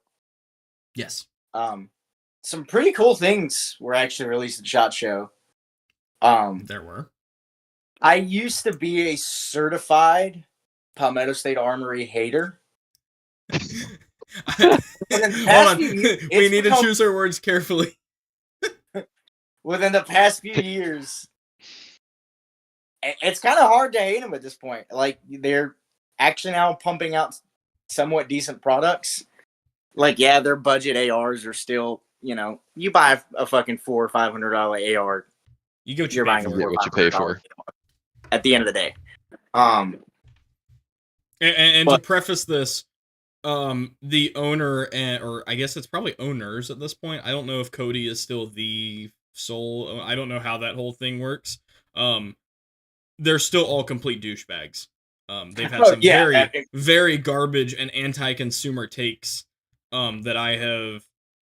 Do I have first or secondhand information? I don't remember, but they do have what really kind of like made me think another way about them was when one of them at SHOT Show during an interview was like, look, our thought process, you can't ban, like, if they become so commonplace, at a certain point, you can't ban them.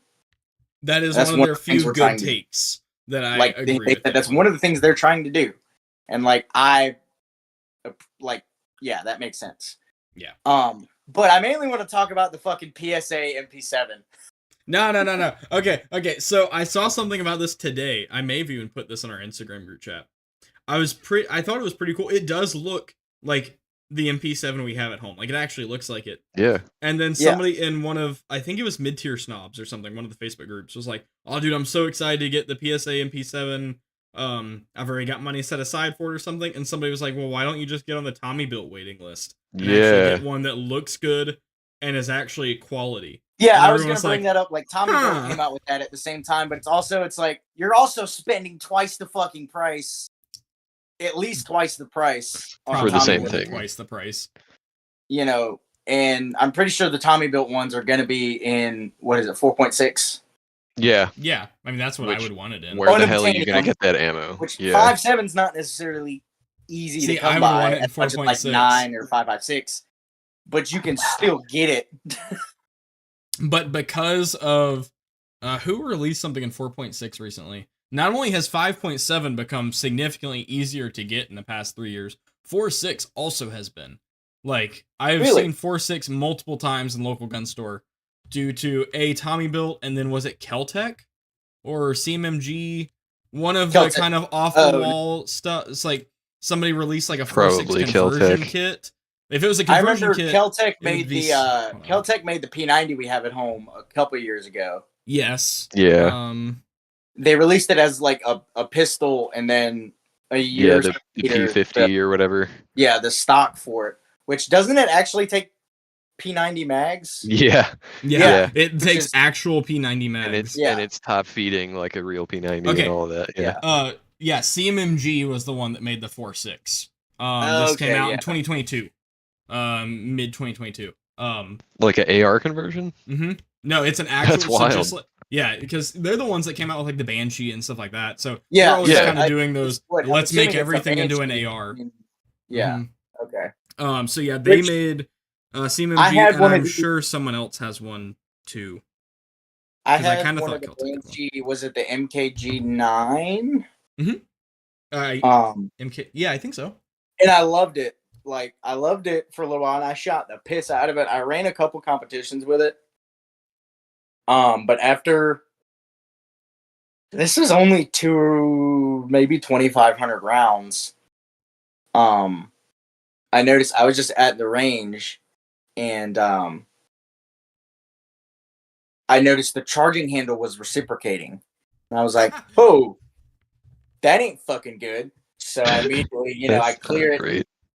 Yeah, and I pop it open, and as soon as I, shotgun it open, fucking broke ass screw just falls out, and I'm like, what the fuck? I take it apart.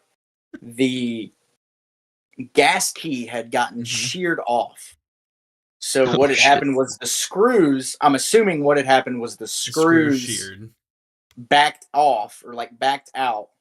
Yeah, probably a little bit because they weren't staked in. And even if they were Loctited in, that shit gets super hot, So the screws backed out, and then eventually the screws got sheared off. Both of the screws were literally, like, I was looking at the screw head and then the threads on both of the screws. And then, the gas key then came with it and led to a catastrophic malfunction, which, I mean, CMMG rectified that. They, so I sent it back to them, and then it took like a month, but they sent me back a new one. They just, gave me a whole new ass bolt. Mm-hmm. But I was like, doesn't sit well with you. Yeah, and then after that, I sold it and moved on to the KP9. And CMMG? then I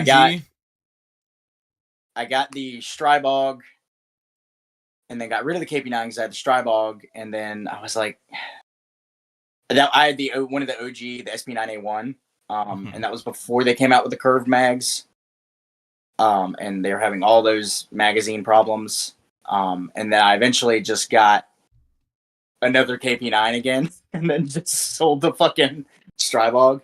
The Strybogs, which the newer generation of Strybogs are actually pretty fucking good now that they corrected the magazine issue. They also have one. They should have just had a curved mag from the get go. So they have one that takes the new curved mags, and then they still have one that takes straight mags, except it takes Glock mags.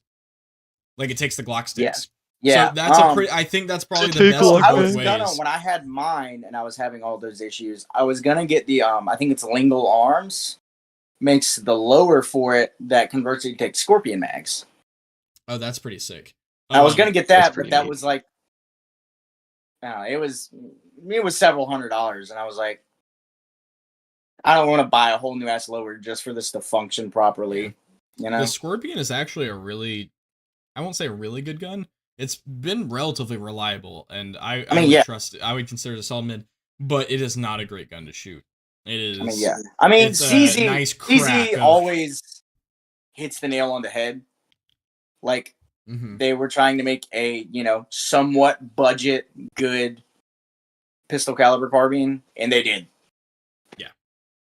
And They that's made it. a reliable clunky gun, but it looks good. Yeah, it's It not functions very well, but ergonomic. it just like it's something about the snap. I've shot them 'Cause side I by had side with some other Scorpion. stuff, and it's just something about that direct because it's direct gas blowback, correct?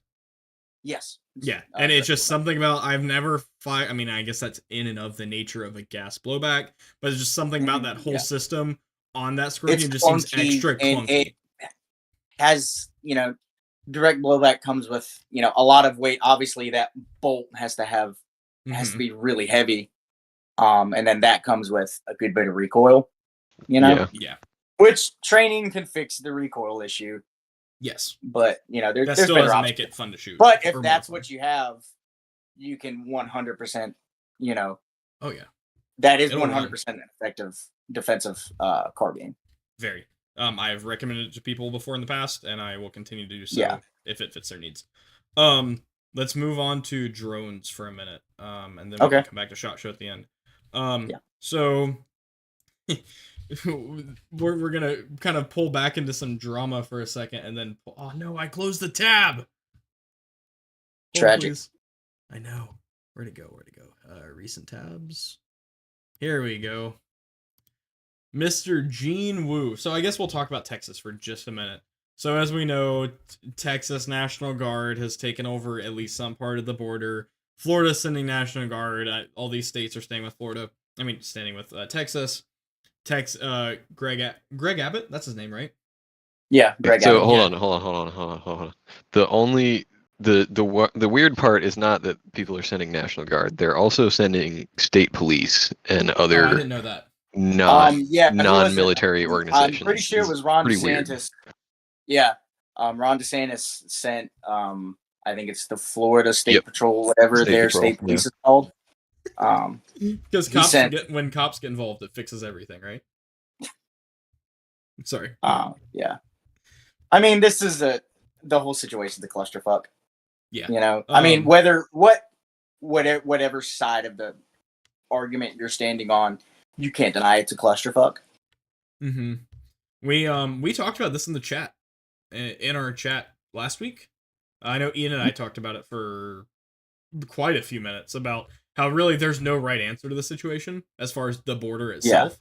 I'm more for open borders, if not completely open, and then just not having government incentives to bring people. Like, I mean, there was something in, I think it was New York this week, passed a bill or is working on a bill to grant like $53 million in prepaid credit cards to immigrants so they can live. It's like, well, hey, why are we doing that? They came here. But like, let them come and let them figure it out themselves. Like, if you're worried about they're taking my jobs, well, get better at your job. Like, if there's somebody willing to do it. Yeah, if somebody cheaper who and can better, barely then- speak English took your job, that's kind of your fucking fault. Honestly. Exactly. And then kind of Ian's like counter to that was a full open borders. Well, not really a counter, but just kind of devil's advocate. It's like, well, how is that fair to all the borders towns and people that live, within a couple miles of the border, just an infinite flux of people? It's like, well, I guess it really isn't, because now those cities and stuff are saturated. full Yeah, of people. and that's the only point that I think the people there are trying to make is like, if you expect us to just let these people in, then you have to help us deal with it. Mm-hmm. Yeah, and I think that's fair. I don't think there's a right answer to that, because I mean, ultimately, no matter what you do to try to protect those people, you're technically going to be taking some rights away from the immigrants of their freedom of travel. So there really is not a right answer. I don't think. Really. I'll be right back. Where you slice that pie, somebody's losing in that situation. Yeah. 100%. And well, in light of all that, Texas basically told the Border Patrol, which is a federal entity, to basically screw off.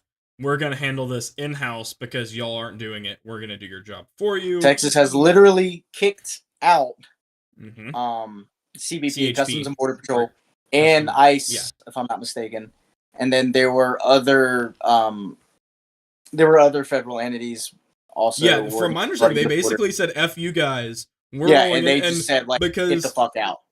What does bother me is the lack of quality firsthand. I'm using the word media here lightly.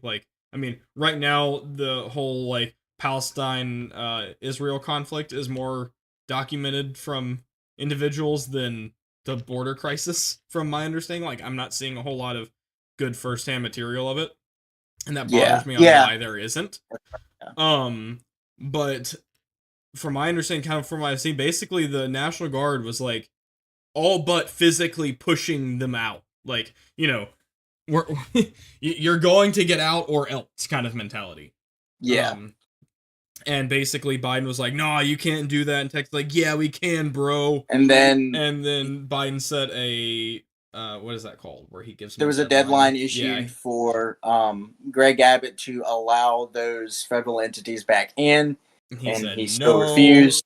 He told them to kick rocks and play hide and go find themselves. And then basically that gets us to this tweet of someone saying, and then basically Biden was like, "Well, we're just gonna come and take Texas," and Texas was like, "F you guys," and then a bunch of states were like, "No, we stand with Texas." I would like to point out, literally an eighth of the world's firearms are in Texas. Yes. So now we're going to drag over this tweet. A significant portion of the entire planet's firearms are in Texas. So, I don't know if these statistics are true exactly, the ones I have up on screen, but I dropped the tweet in the chat. Did you see it? Hold on, let me get back. It should be in the podcast chat. Give me a sec. I have open.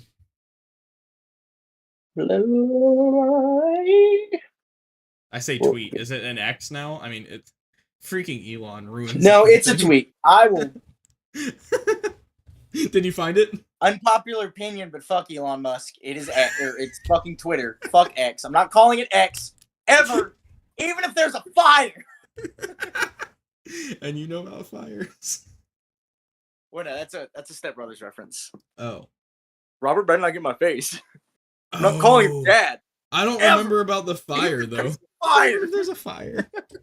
That's a great movie. I haven't seen it in years, though. But yeah, so basically this guy named Evan. Hi, Evan. You're on a podcast that no one watches.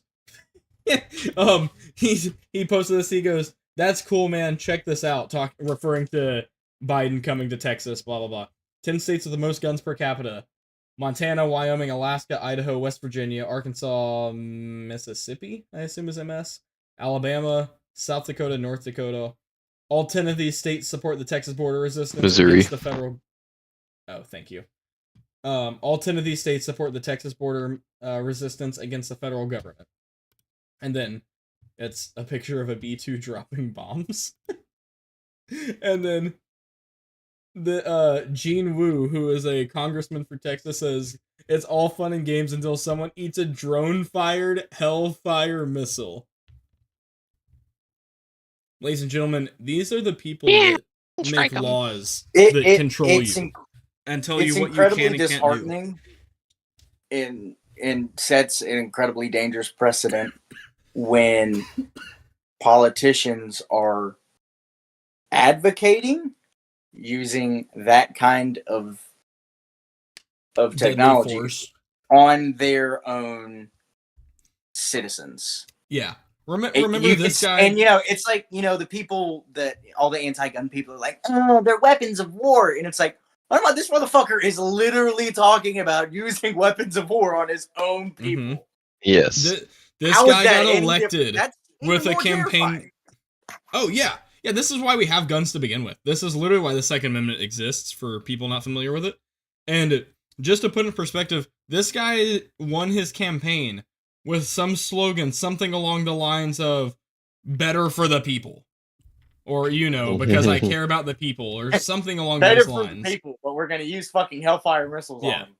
His campaign slogan was something along sure those lines, about and that? now he's People. threatening. You sure about that? For So- which people? I sent this in our chat, and I was like, yo, we should make a podcast topic out of this, because when the government launches the Hellfires, we gotta protect each other, and Well, you gotta know how it goes back to it goes back to, I'm pretty sure, people that hold offices even higher than that have come out and insinuated Excuse me. the reason why that would never work is because the government has nuclear weapons. Or nuclear yes. weapons. Sorry, my low country accent's coming out. But it's like that.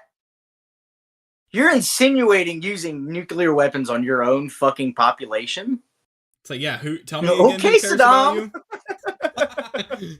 Got him. So on that topic, our story times have gone a bit longer today, so we're gonna try and hurry up and get through this. Because this is our last topic, I think, for the day. Did we have another one? I think it was just these. I think we knocked all of them. No, yeah, I think that's it. So we've talked about current events already. We're all out of order, but here we go. So basically, how to protect from drones 101. This is going to be avoidance in general, like how to avoid them, how to evade them, countermeasures you can take, and just some basic things like that. We're not going to get into the too nitty gritty of offensive or you having offensive drone capabilities. That's another episode, and we've already talked about that a little bit when we were going to airsoft and how we would use them for reconnaissance and offensiveness. But now we're going to get into kind of the defense of that. And I'll sum it up. I'll kind of start off by saying most of it can be summed up in one thing. So I'm actually going to stand up for this. We talked about this briefly before the podcast, and honestly, we all pretty much understand this relatively well. So when you're fighting, let's go ahead and grab my rifle here. So if you're looking at me right now, the camera can obviously see me just fine. Essentially, as far as your perspective is concerned right now, you're looking at me in a 2D environment, okay? You can see my width and my height. And while elevation does matter, like, whether I have low ground or high ground, in the big scheme of things, that's really irrelevant when you're trying to find me, when you're looking at me or looking for me. Strategically, obviously, elevation, things like that matter. But just for this example, you see me in a 2D form. Visually, it doesn't make a lot of difference. Things that you look for, we're gonna have a very basic camouflage lesson. So camouflage works essentially. There's several key elements to blending in with your surroundings. You want to break up your silhouette. Things like your gait, like this triangle, your armpits, the bulge. The bulge, and probably the biggest one is your head. Your brain is so programmed as an adult. You've seen bodies your entire life. You know what a person looks like, and subconsciously you could pull a person, even if they're very well camouflaged, if they don't break up their silhouette, you could easily, something just seems off. You can be scanning the woods, scanning the trees, the desert, whatever it is, and something just looks off about that. And when you start studying it, you're naturally, if something looks off, you're going to start paying close attention to it. Because you're going to be like, oh, that doesn't look quite right. And you're going to scan it, and you're going to... Her pattern-seeking brain. Your eyes are immediately going to snap back to that point. So, you want to break up your silhouette. Second thing is, you want to blend in with your surroundings in general. If I have multicam alpine or multicam arid in a tropical environment, I'm going to stand out, even if my silhouette is broken up. I would also like to address the fact that I'm literally wearing a non-functional camouflage pattern right now. So I'm actually, I've been thinking a lot about DNC. So DNC, from my understanding, DNC was made, was designed, I want to say during the 80s. Yes. To It was designed so you don't show up on Soviet night vision. Yes. So it's all about resolution. Night vision capabilities have come a long fucking way since the 80s. Yes. So that being said, it doesn't really work anymore, but I still have this just because it's fucking cool. DNC is still, It's in my drippy, opinion, one of the you can't deny drippiest that. camos. And I do want to do some testing actually this year. I think I kind of briefly told Ian I started off the DayZ server I play right now. Yes, I'm a video game nerd. Has DNC in it. And I've been playing Warzone all day, so I can't talk. Dude, I need to get back and Warzone. We need to play some more time. But just out for giggles, I was like, let me try DNC in all these different environments. Yes, it's a video game. However, where else can I go and get 14 different tropical areas or 14 different, environments in general? Yeah. It works for me You sitting could at my come desk. here. That is true. But you also, and you know what? Actually, you do have a lot more climates than just tropical. Freaking. I have 11 of the 14. Yeah. So yeah, I was actually testing out DNC and it performed much better than multiple other camos I tried. Yeah. So I do want to focus on DNC. We'll come back to that at another episode or something. I do want to actually get some DNC and do some more testing. I have firsthand experience testing with it and Russian night vision also, if you do actually want to talk about it at some point. Oh, perfect. We'll come back to that. Let's make an episode about that sometime. We'll do some camo. I will invite my friend on who did the testing. Perfect. Oh, dope. So yeah, we'll coming soon. Yeah, with a guest. We have a new guest. We haven't had a guest in a hot minute. Yeah, and I know in one of the last episodes, like the first one for the year, I was like, we'll have more guests. That is still true. We're gonna have more guests soon. Anyway, so you want to break up? So far we have break up your silhouette and blend in with similar colors to your surroundings.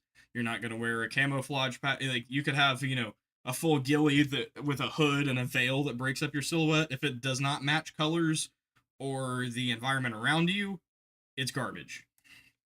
Unless it's literally a trash ghillie, and then it is in fact garbage. So another thing is movement. You can have you can have your silhouette completely broken up, and you could have you could have even made yourself a suit or tucked in the surrounding foliage in your plate carrier, your vest, and your helmet. And if the wind is not blowing and everything is perfectly still in the trees and you're moving, you're busted. So yeah. And let's see, movement,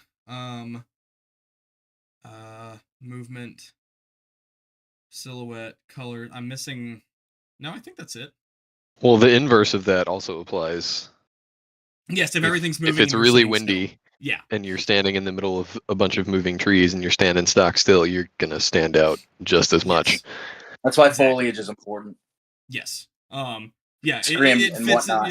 Be sure to match essentially you're matching your surroundings to the best you can, while breaking up your silhouette. So with that in mind, that is on a 2D plane.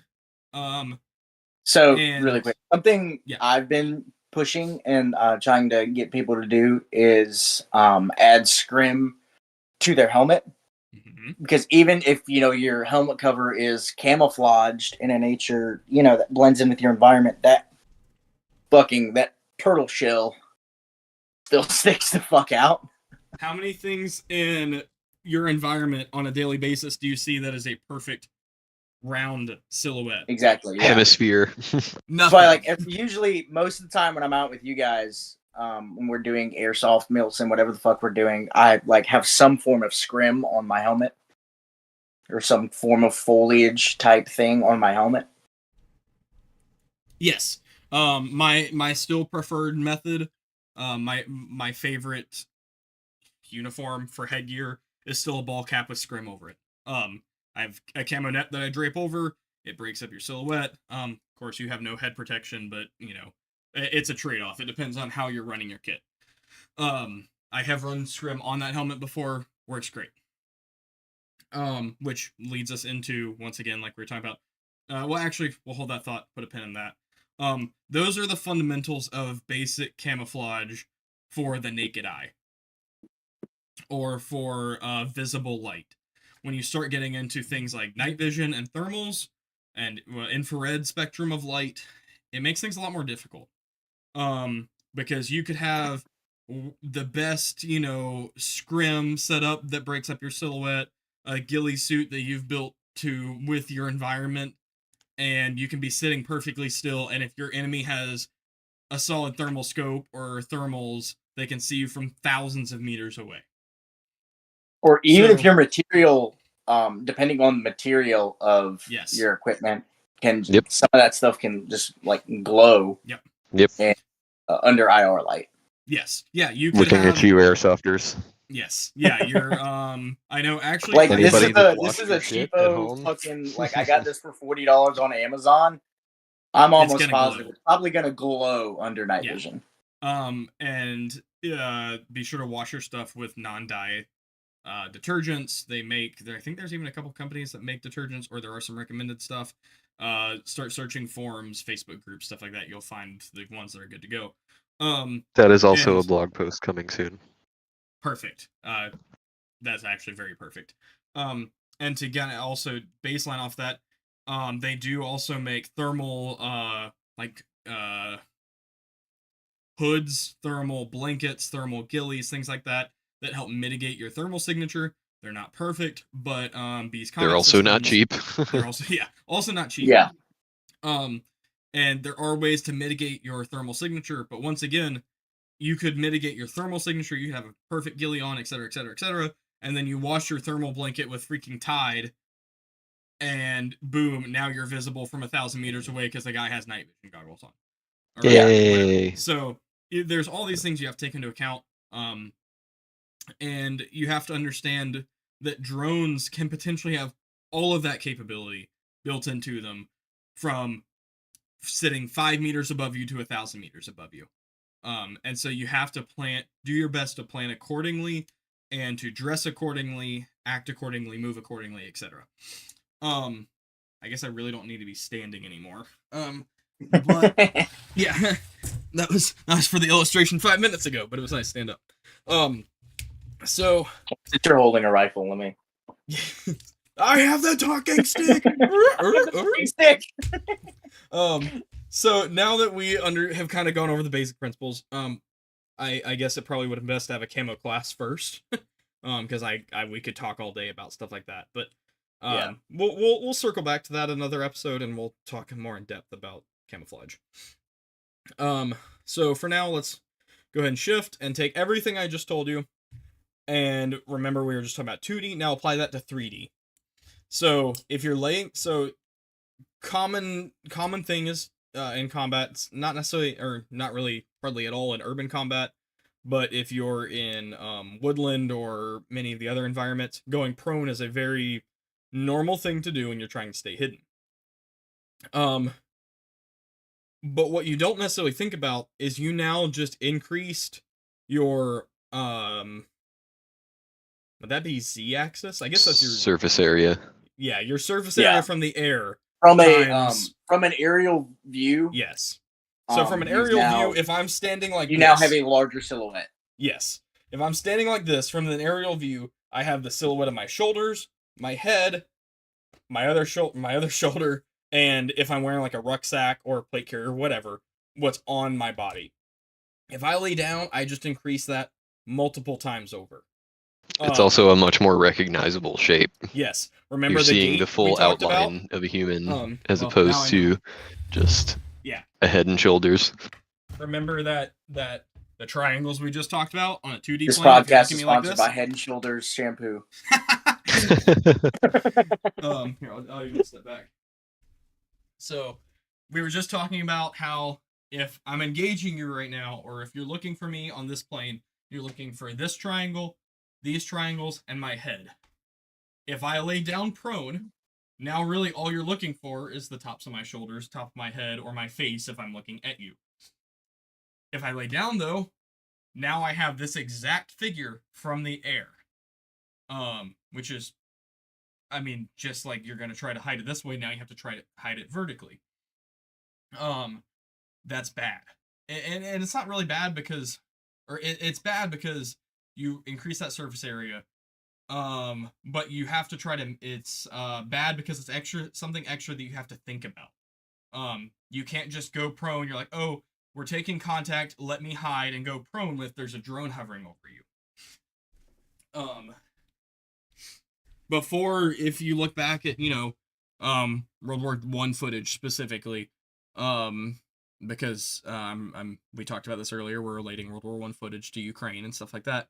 You'll see that guys have like their trenches built up here, and then on the back side of their trenches, they'd have, their rifles stacked up here, or ammo or gas masks, documents, whatever, because, well, it's hidden from that frontal view. What it's not hidden from is, once again, that aerial view. It would make spotting that trench significantly easier, even if it's in the trees, because the debris, the garbage, etc. Now, I hope that in the near future, you aren't dug into a trench in the middle of South Carolina while they're launching Hellfire missiles at you. I hope that's never a thing. I very much hope that never, ever fucking happens. Yeah, I pray to God it doesn't. But if it does, or, if, in whatever scenario you're in, you have to disguise yourself like the trench from the top. Which it kind of comes natural in the sense, because you want to protect yourself from the weather. You want to protect yourself from the rain, the sun, snow, wind, etc. So naturally, you're going to probably try to have some kind of cover over you if you're sleeping or taking cover. So what you can do is, use like a tarp or a poncho, and boom, there's some camouflage. But now, like we just talked about, part of camouflage is you have your outline. If you use a poncho or something like that, a tarp, you now have you're hopefully blending into your environment. You're not going to be using a multicam arid in a tropical environment tarp. But then now you have a giant square of camo pattern. You need to break that silhouette up. Just like you do if you're laying on the ground. If you're, like I said earlier, if you're laying down on the ground prone and you're trying to break your silhouette up in the air, you want to, put some stuff on top of you. Break up this triangle, this triangle, this triangle, your head. You wear some kind of scrim or ghillie on your back. Don't just think about, oh, I'm a designated marksman or whatever, I need a scrim here. You also need to think about putting one over your back and breaking up that silhouette. Yeah. That's, again, like, I'm seeing this a little bit more, but now adding scrim and foliage to your assault pack, rucksack, whatever you're carrying with you.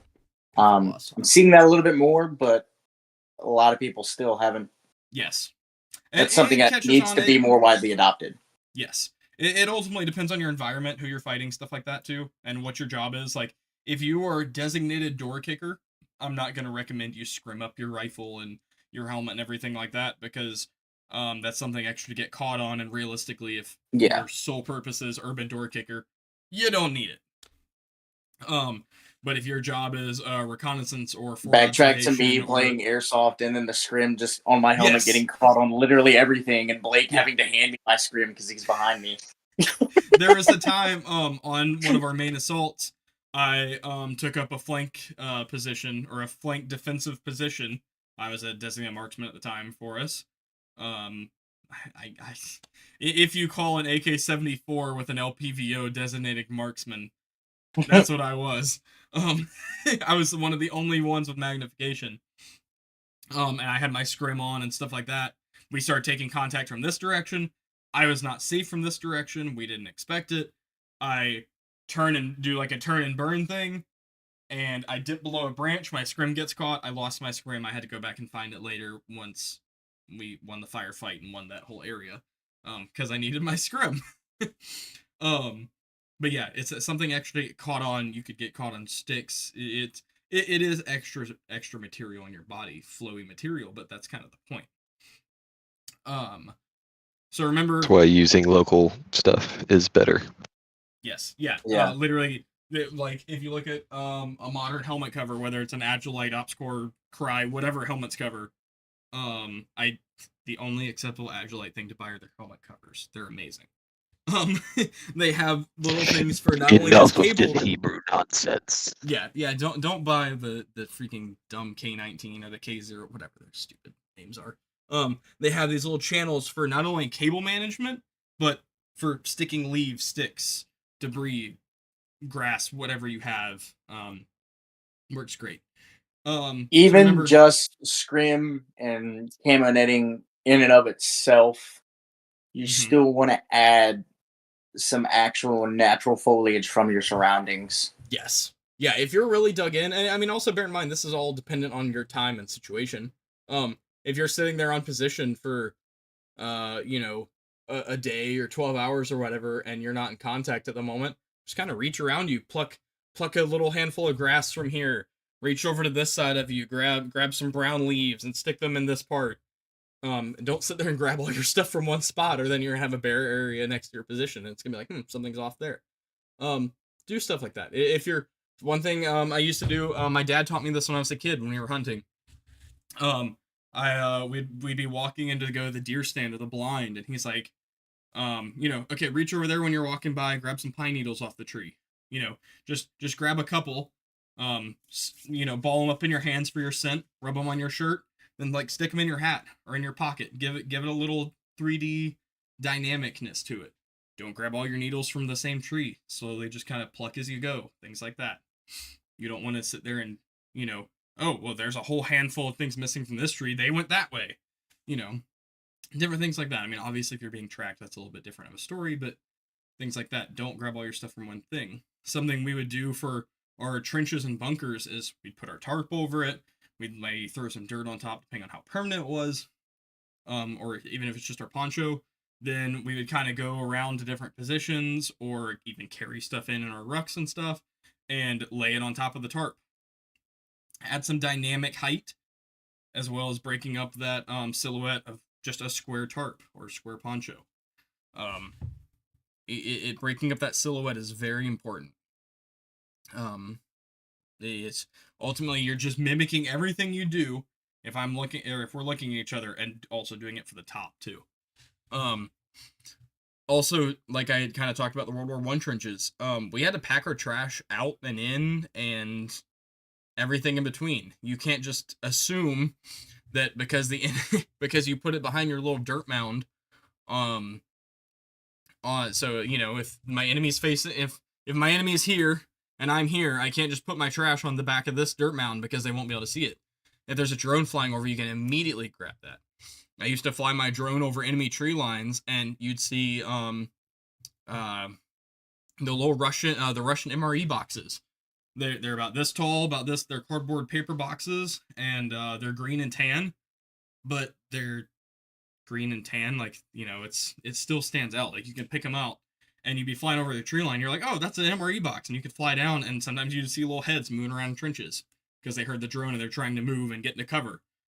Your lunchbox gave you away, my guy. The Ukrainian MRE wrappers, they're bright green. Like, it's like they tried so hard to like mimic the US. It's the same kind of like MRE plastic the US uses, except they made it neon green. And they're like, camouflage, yes. Genius. Dude, they stand out so bad. Like you can oh hi. Sorry, somebody asked what I was doing. You can like literally bury the thing, and then if any corner's sticking out, it's like a green beacon on where your position is. You gotta stick that stuff in your bag and pack it out. Don't leave a trace of where you are. If you're in long, drawn-out positions like that, you don't want to give it away. That could be life or death for you or the next guy or something a week from now. Doesn't mean instant death, but things like that. If you're moving, choose your movement slowly. There's a drone overhead. You can hear these things. I fought against everything from like DJI mini drones to Orlons, which is kind of like the Russian equivalent of something in between like a Switchblade and a Reaper. Like they can loiter for hours and hours on end. The Orline can't carry any munitions though, can it? I was going to say the Orline cannot carry a payload. Okay, I didn't think so. But they can carry electronic payloads, which will kind of... Yes, they do have insane electronic warfare capabilities. Yes. Surveillance, yeah. Surveillance and all kinds of other fun stuff. Yep. So, know your enemy too. You can hear them. Like, for example, I was able to spot an Orlon one day because you kind of if everyone got really quiet and it's like, hey, sit still, we're gonna. I think we're actually we were moving in and out of a position, I believe, and we were like, hold, and we took a knee, kind of got behind some cover and listened, and sure enough, a very faint, just like a whirring sound up in the air, and you could tell it almost kind Kind of of like a sounded like it was, lawnmower. yeah, sounded like a lawnmower, like several hundred or I mean maybe even like 1,000 meters up. It was a long ways up. It was a dot in the sky, and this is a relatively large UAV. And if you actually paid attention, you could hear that it was a windy day. You could actually hear it fly against the wind as it throttled up, and then flew with the wind as the engine got quieter. And it's because it was doing this motion over us, and literally it was actually tracking us as we walked. Because the whole time it was moving with us like this, and we moved several kilometers, and the whole time it was just doing this above us. They're Just vicious. orbiting, following your path. Yep, just figuring out where we're going, where we came from, whatever. Even if they're not necessarily, just because, you heard a drone and you didn't get hit by artillery, or, you didn't get hit by a Hellfire missile from the feds because they want you dead, doesn't mean that that's not going to cost you in the future. That might just mean they followed you back to your position, back to your house, back to your fob, back to your position. It doesn't matter. You can't afford to get caught. Well, a lot of time I was teaching a class in Ukraine one day, when I was on a break, and one of the Ukrainians was like, how do you combat drones? How do I avoid getting spotted? They were like, they're everywhere. Or not how do I get spotted? How do I survive? I don't remember how the question was, but it was basically like, how do you defend against drones spotting you or something like that? And I was like, you don't. There's literally nothing you can do unless the drone hovers and you can shoot it down, which I have a picture of me doing. I shot a drone down. I shot a DJI Mavic 3 down, smoked that thing. I think it was the same day we found we got a VSS. So I have a picture of me holding the VSS, and I do remember seeing the picture of you holding the VSS. Legendary picture. I'm soaking wet, freezing cold, and I'm just like, ah! And I was like, you don't. The best defense of not getting hit by artillery or something from being spotted as a drone is you don't get spotted. Like, it sounds kind of dumb, but there's nothing you can do. If you're spotted, you just gave them so much information that, that they may have not even known someone was there. They may have thought someone was there, and if they can't find you, they now don't think anyone's there, etc., etc. If they're trying to track you or move, say this is an actual urban situation or something where you are the smaller force fighting a bigger force, they might be trying to identify even maybe what direction you're facing, which way you're moving, while they're telling the teams to do this or this or this. If they can't figure out that information, they don't have good information. Or, I mean, it's simple. It really is. Don't get seen to begin with. If you hear a drone, freeze. If you're standing out in the field and you hear a drone, do your best to mitigate the situation. Something we would do if we had minimal cover and our camo didn't match. Like, I mean, when you're moving in large positions, or whether it's winter and springtime, your multicam does not match with everything. There isn't a perfect camo for everything. There were times where literally we would lay down on our sides like this to try to mitigate that silhouette. You're missing this gate, you're missing this gate, you're laying down like this, you'd kind of tuck your head, you'd throw some leaves over you. Anything you can do to help mitigate that. Because ultimately, unless you have sophisticated countermeasures, such as a drone gun, is like basically it jams the frequencies for GPS and radio, things like that. Or if you can physically shoot it down, you don't have aren't many all defenses. that reliable either. No, we captured one actually. I captured one off a Russian position. Don't work great. They're really expensive. Yeah. They're really hard to get. It's just kind of a crapshoot. I know at this point. that. I mean, I'm sure now the DoD's working on something. Oh yeah. To that actually works. drones. Yeah, but none of us are gonna be able to go buy it. I mean, yeah, So- that doesn't help. It's being used against us.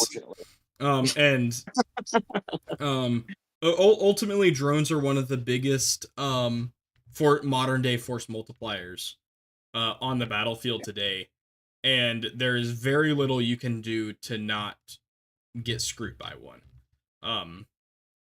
And so now that we've kind of talked the basic forms of camo, well, actually, like I mentioned earlier, if you hear one, use your brain. Is it right above you? Is it coming towards you?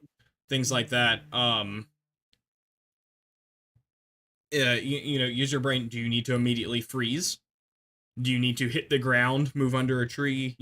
Whatever makes the most sense in the situation that you're in to mitigate that drone seeing you, do it. Some of the best things, maybe the best thing you can do if you're kind of already tucked up under a tree and you're like halfway in your step, is just like put your head down and freeze. Once again, movement, silhouette, and blending in the color of your surroundings or foliage of your surroundings. Urban, that changes a little bit. If you're standing in the middle of the street and a drone flies over you, unless your camouflage color is asphalt, you should probably try to duck into a building real quick. MC Black, bro. MCB for life, dude. T-Block gang. Sorry, so use some common sense there. Just take all the fundamentals and basic understandings you have of camouflage and make it 3D. Or 3D, I don't know why I gave a thumbs up for that. There's now, thankfully in urban environments, there's a little more options, things you can Yes. hide under, around, behind. Yes. Get under a car if you need to. If you're in a building and the drone's pivoting around you, you might have to change windows to hold an angle. We won't really get into much urban stuff in this episode. That complicated. We'll be here for another hour. For you guys in the desert, I'm sorry. Yeah. If you're in the desert, I hope you have multicam arid and can dig really quickly, like a turtle. Chalky chip. Just like Chalky chip boys for life. 5 color chalky chip. I hope you can bury yourself in the sand really quickly if you're in the desert. So we'll kind of move away from the basic visual, visible light spectrum, and we'll move into IR.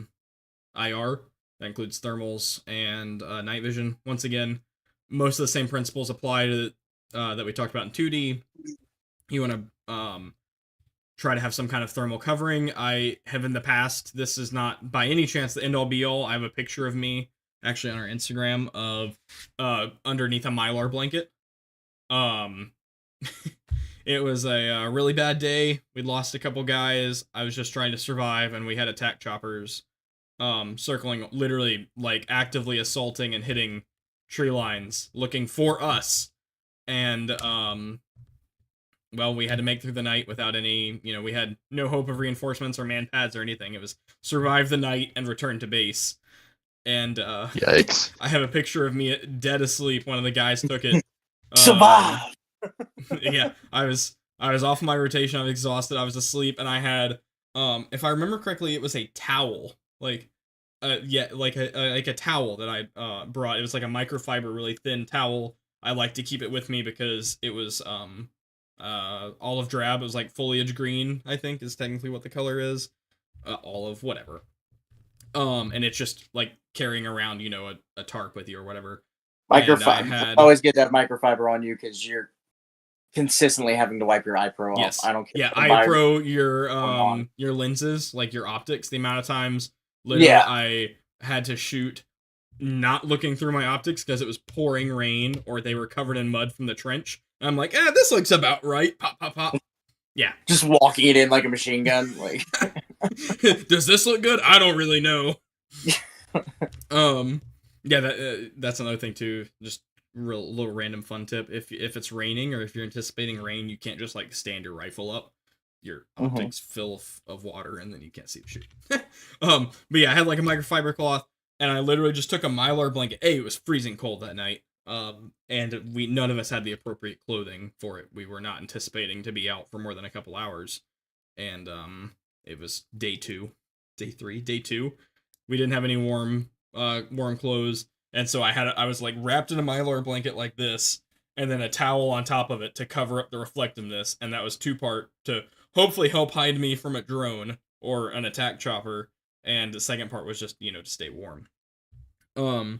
But the issue with that is you have heat transfer. So if I'm looking at a thermal camera and I'm holding up I don't know, this piece of paper.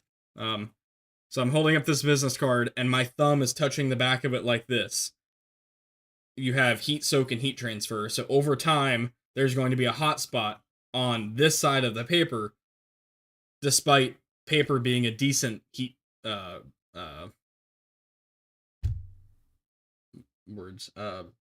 heatsink. Yes, thank you. It's not a super great. It doesn't conduct heat well. But over time, because my thumb's pressed on the back of it, you're gonna see an outline here. Same thing goes with Mylar or anything else. Over time, if you don't have some kind of air gap or insulation gap, air is one of the best insulators for heat. If you don't have some kind of gap there, then it will soak through eventually. You can build kind of makeshift Mylar blankets or kind of suits. Basically, you can take like mesh or ghillie wrap or scrim or something and kind of put it on one side and then put another one on the other side to, cut out the reflectiveness. That works. If you're in a trench, what you can really it's great to kind of throw your poncho up. Once again, like I said, air is one of the best insulators. If you want to stay hidden from the air, you could basically hang up your poncho. If it's not a super thick poncho or if it's not like a tarp, you could then put like a Mylar on the underside of it. As long as your head or, something is not touching it, there's a solid chance that you're not going to be seen. There might be some heat bleed, like a halo around the edges. Yeah. But kind of the more gap you have from the ground to that tarp, like, the less likely you are to get caught. Pooch. Yeah. Kind of, yes. Like with shit, just to give yourself that kind of standoff you need. Yes. Yeah, you might have to build it higher. Once again, kind of the higher your tarp or your hooch is from the ground, that gives you more air insulation and more room for the air to move, to dissipate that heat, to dump it away from you. And the farther you are from like your body to that tarp is also going to help dissipate that heat and get it away. Depending on their thermal capabilities, you might even be able to get away with just a poncho over you. But if they have, high quality thermals, they might still be able to pick you up through that poncho. Like if Gene Wu said or whatever, if they're firing, if a Reaper drone is circling over you with Hellfires, they have much better thermal capabilities and they're going to see right through that tarp. You're going to need a layer of Mylar or two or something between you and the tarp, and you need to do that the right way. Let's see. Interesting things about thermal though. Glass is really difficult to penetrate with thermal. It's not like almost in the movies impossible, where you can just see through windows. And water is also really, really bad for thermals. So rain is really difficult to see through, and any kind of like standing water is basically like a hard barrier. Yeah. If it's raining hard enough, they could literally have a Reaper up above you, and they're not going to be able to see you because they're trying to puncture through, a billion different raindrops. Like if it's raining hard enough, you will defeat the thermals. And water is naturally, we use it in cooling our cars or computers or everything. Like you said, it dissipates heat quickly. As long as you're not storing the hot water somewhere, obviously. And then you said, glass. Like I could be sitting next to this window and someone with a, anything other than a Reaper thermal technology is not going to be able to see me through the glass through thermals. Night vision applies. That's also something to think about with storing water on your person, because then you'll have a big blob of uniform temperature that's whatever shape that your container is in. Yes, that's a very good point. Yeah, and I guess that also kind of segues into, you can also be too cool for your environment. If you're in the desert and You're screwed. nice hot sand, yeah, you're probably screwed. Although honestly, You're I in don't the know, you might be able to just lay realistically. down on the floor and it just Yeah. flies over you because I can't see you on thermals. But I mean, ambient temperature, just figure out what that is and match it.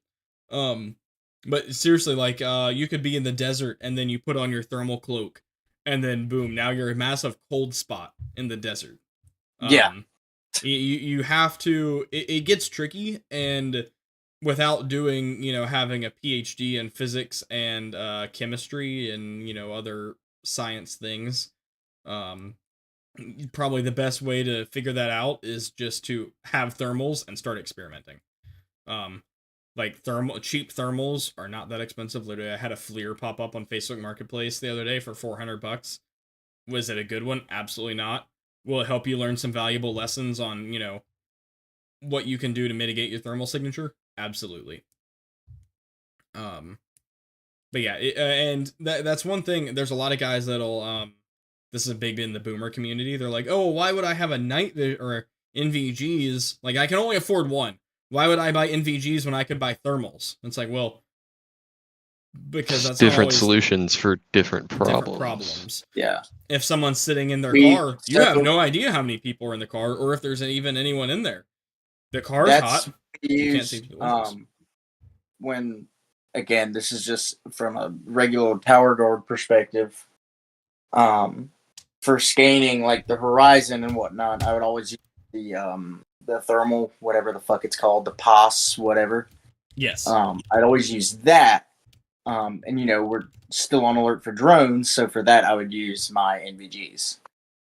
Because drones, whether they realize it or not, are emitting some kind of IR, infrared signature. A lot of times, this was, now granted, this was in combating ISIS, that there's a flashing infrared light on drones. Your beacon. And yes, and they, you can, if you know where it is, you can cover it with tape and solve that problem.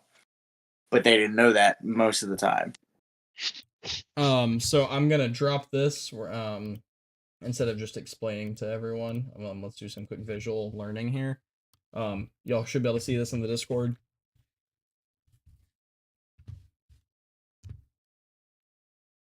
Can y'all see? Kind of, yeah. Okay. So here's just, I did a quick Google search.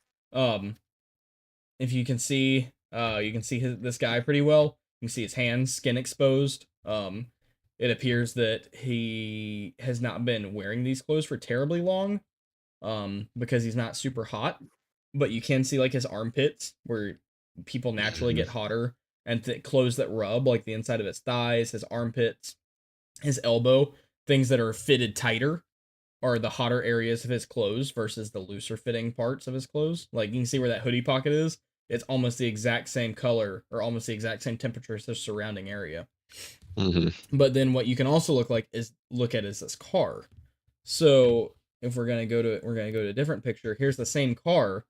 See, with the windows cracked, you can actually see the heat radiating out of the windows. But if you look at the windows, they are actually a cold spot.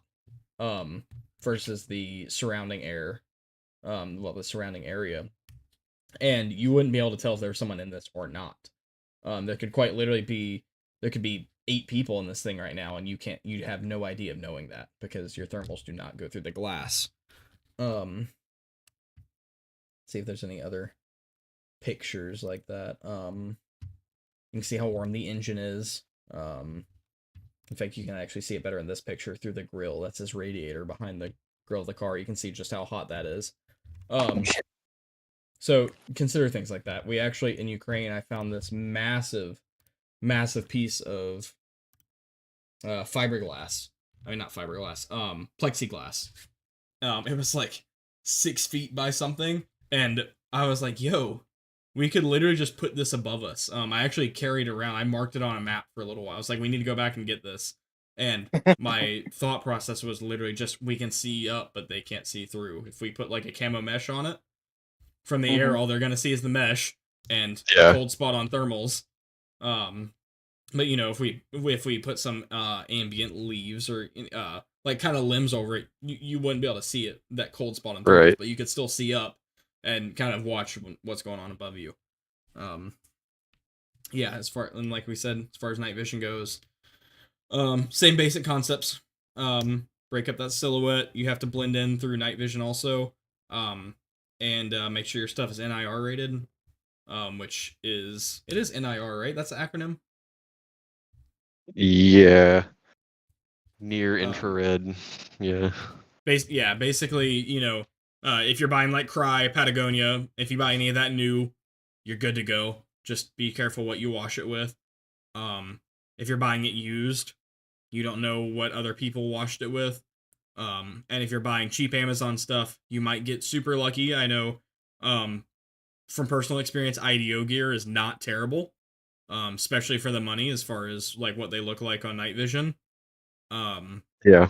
It's not the same as like Cry or Patagonia, but you know, it is better than the $30 pair of combat pants you're going to get on AliExpress, or you know. Yeah. But it's really hit or miss. You might get lucky. You might not. And if you don't have night vision, you're not going to know until you've looked at it. Yep. Actually, funny enough, a decent, not horrible way to test this is you can get like a little cheap. I have one over here that I actually use. Little security camera on Amazon, like a Wise security camera or like a doorbell camera, anything like that, anything that detects light on the IR spectrum, and get yourself a little $5 IR flashlight on Amazon, and just look at how your clothes compare on the camera. Like, is it reflecting the light actively? Is it actively absorbing it? Or is it more of a neutral, like most of the things in your surroundings? Even though that's not great for, you know, you can't use that kind of stuff for fighting people or, you know, things like that. But that will give you just a cheap, decent way to indicate how your clothing compares to its surroundings. You could probably pick up a whole little cheap night vision testing thing for your clothes for probably $25-$30. Between a flashlight and the little camera, and just power it off a power bank or something. Yeah, that's other than that, do your best to don't try to shoot the drone down unless you have a good shot. What you don't want to do is sit there with an unsuppressed rifle mag dumping into the air like you'll see some of these guys bang, in the bang, videos. bang. Yeah. You know, if it's an FPV drone or something diving at you, I mean, that might be, you know, you have to shoot down or you die. But if you're sitting there on some forward observation post observing and a drone's loitering over you, don't just sit there, pull out your rifle and start mag dumping into the air. Like, use some common sense. Yeah. If you're suppressed, maybe, you know, I ended up being the one to shoot down that one drone. It just worked out. I had a magnified optic and I had a suppressor on my rifle, and the drone decided to hover for just long enough for me to get a couple shots off and take it down. It was, you know, things like that you got to take into account. You don't just want to be mag dumping on give away your position. You know, even with a suppressor, you're still not perfectly quiet. So just be mindful of your surroundings. It's still pretty obviously gunshots. Yeah. And then lastly, we'll wrap this up the next 5 minutes or so. Electronic warfare.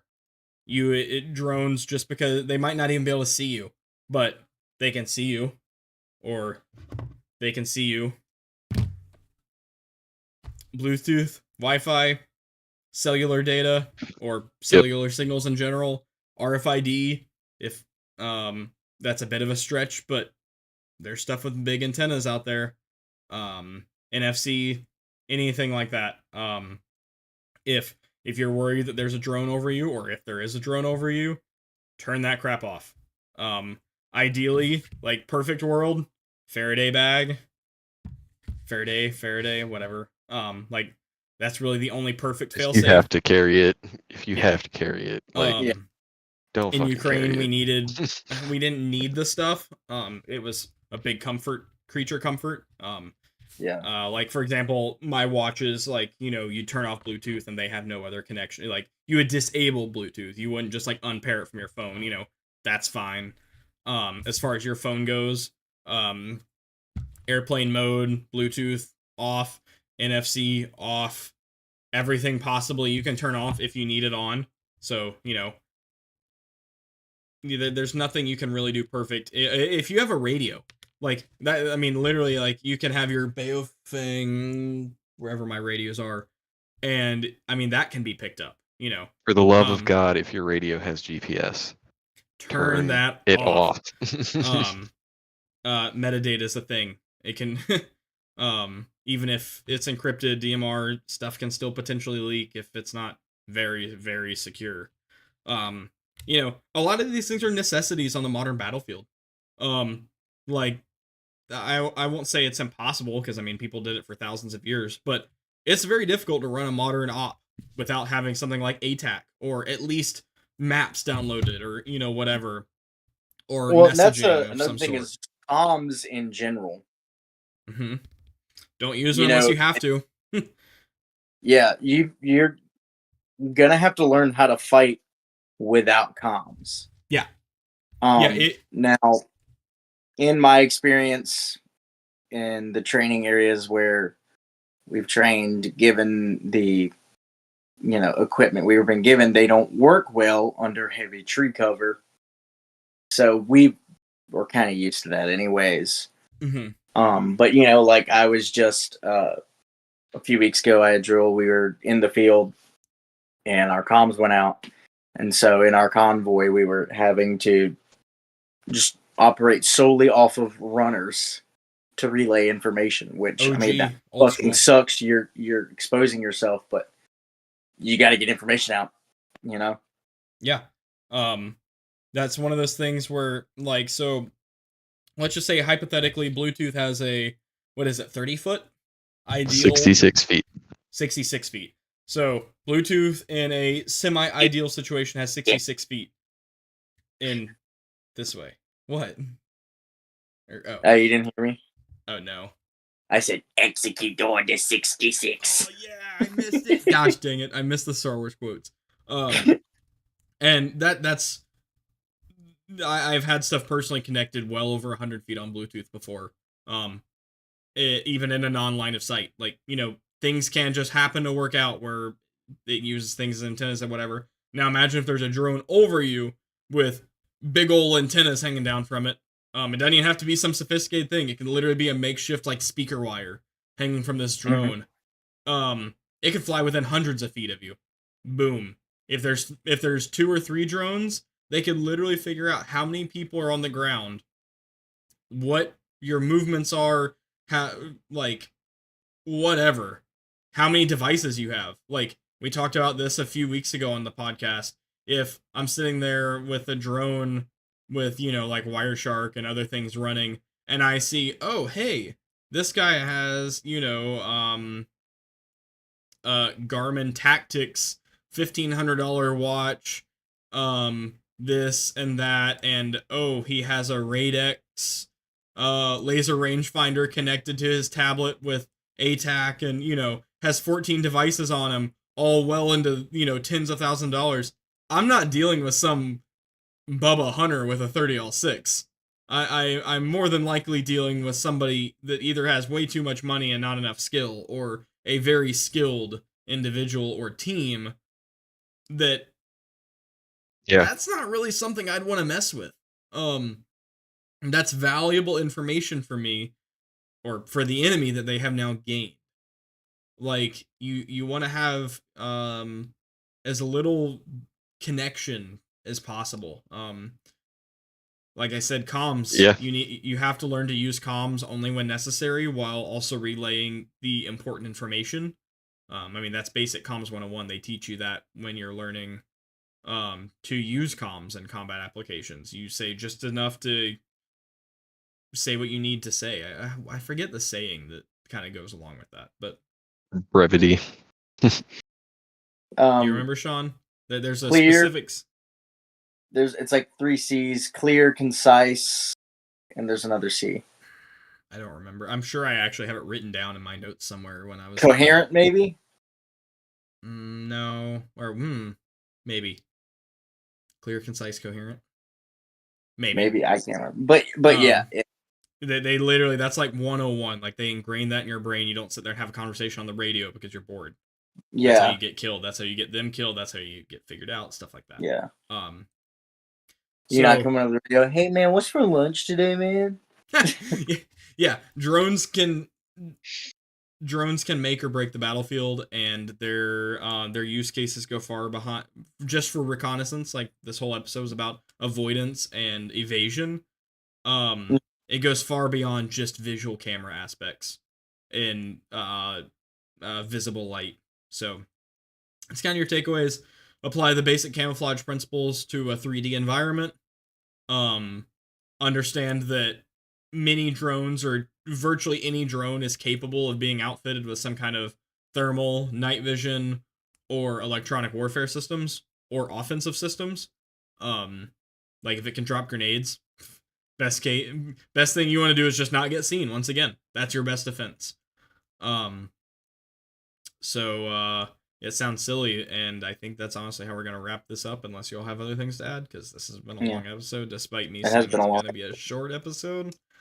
Your best defense like is every time. Yeah. I mean, This is an extra. We're almost 3 hours, boys. I wanted this to be an hour-long episode, but yeah, let's wrap it up. So if y'all don't have anything to add, dad advice. That is a takeaway. Oh yeah, what's some dad advice? I'm not a dad. None of us are dads. None of us are dads. No, thank God. Your dad is like, don't be a dad. No, I'm kidding. I want to be a dad one day. Not until it's on purpose. That's the real advice. Yeah. Make sure it's on purpose. Oh, quick house cleaning tip. We won't have, more than likely, we will not have an episode until the first weekend of March, I think.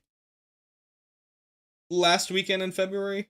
I will be out of the country for almost 3 weeks, so will be enjoying myself. We might have we might have something really short, and just if something happens or we need to talk about something, we might pop on for a few minutes, on some garbage cellular Discord call. But other than that, my takeaway is, as silly as it may sound, the best defense of drones, and how to avoid them and how to evade them, is just don't be seen. If you get seen, become unseen. Move, reevaluate the situation, hide. Yeah, melt into your environment. So, no melting. We hope you guys have a good week, and be a voice for those that don't have a voice for themselves. There you go. Yeah, and be happy. Do whatever you can to find joy. Yeah, pretty good. LARP in the woods. That's my dad advice: is LARP live a joyful life. Yeah, make the best of it. All right, boys. I will see you guys soon. Thank you, everyone, for watching, and we'll catch you guys next time.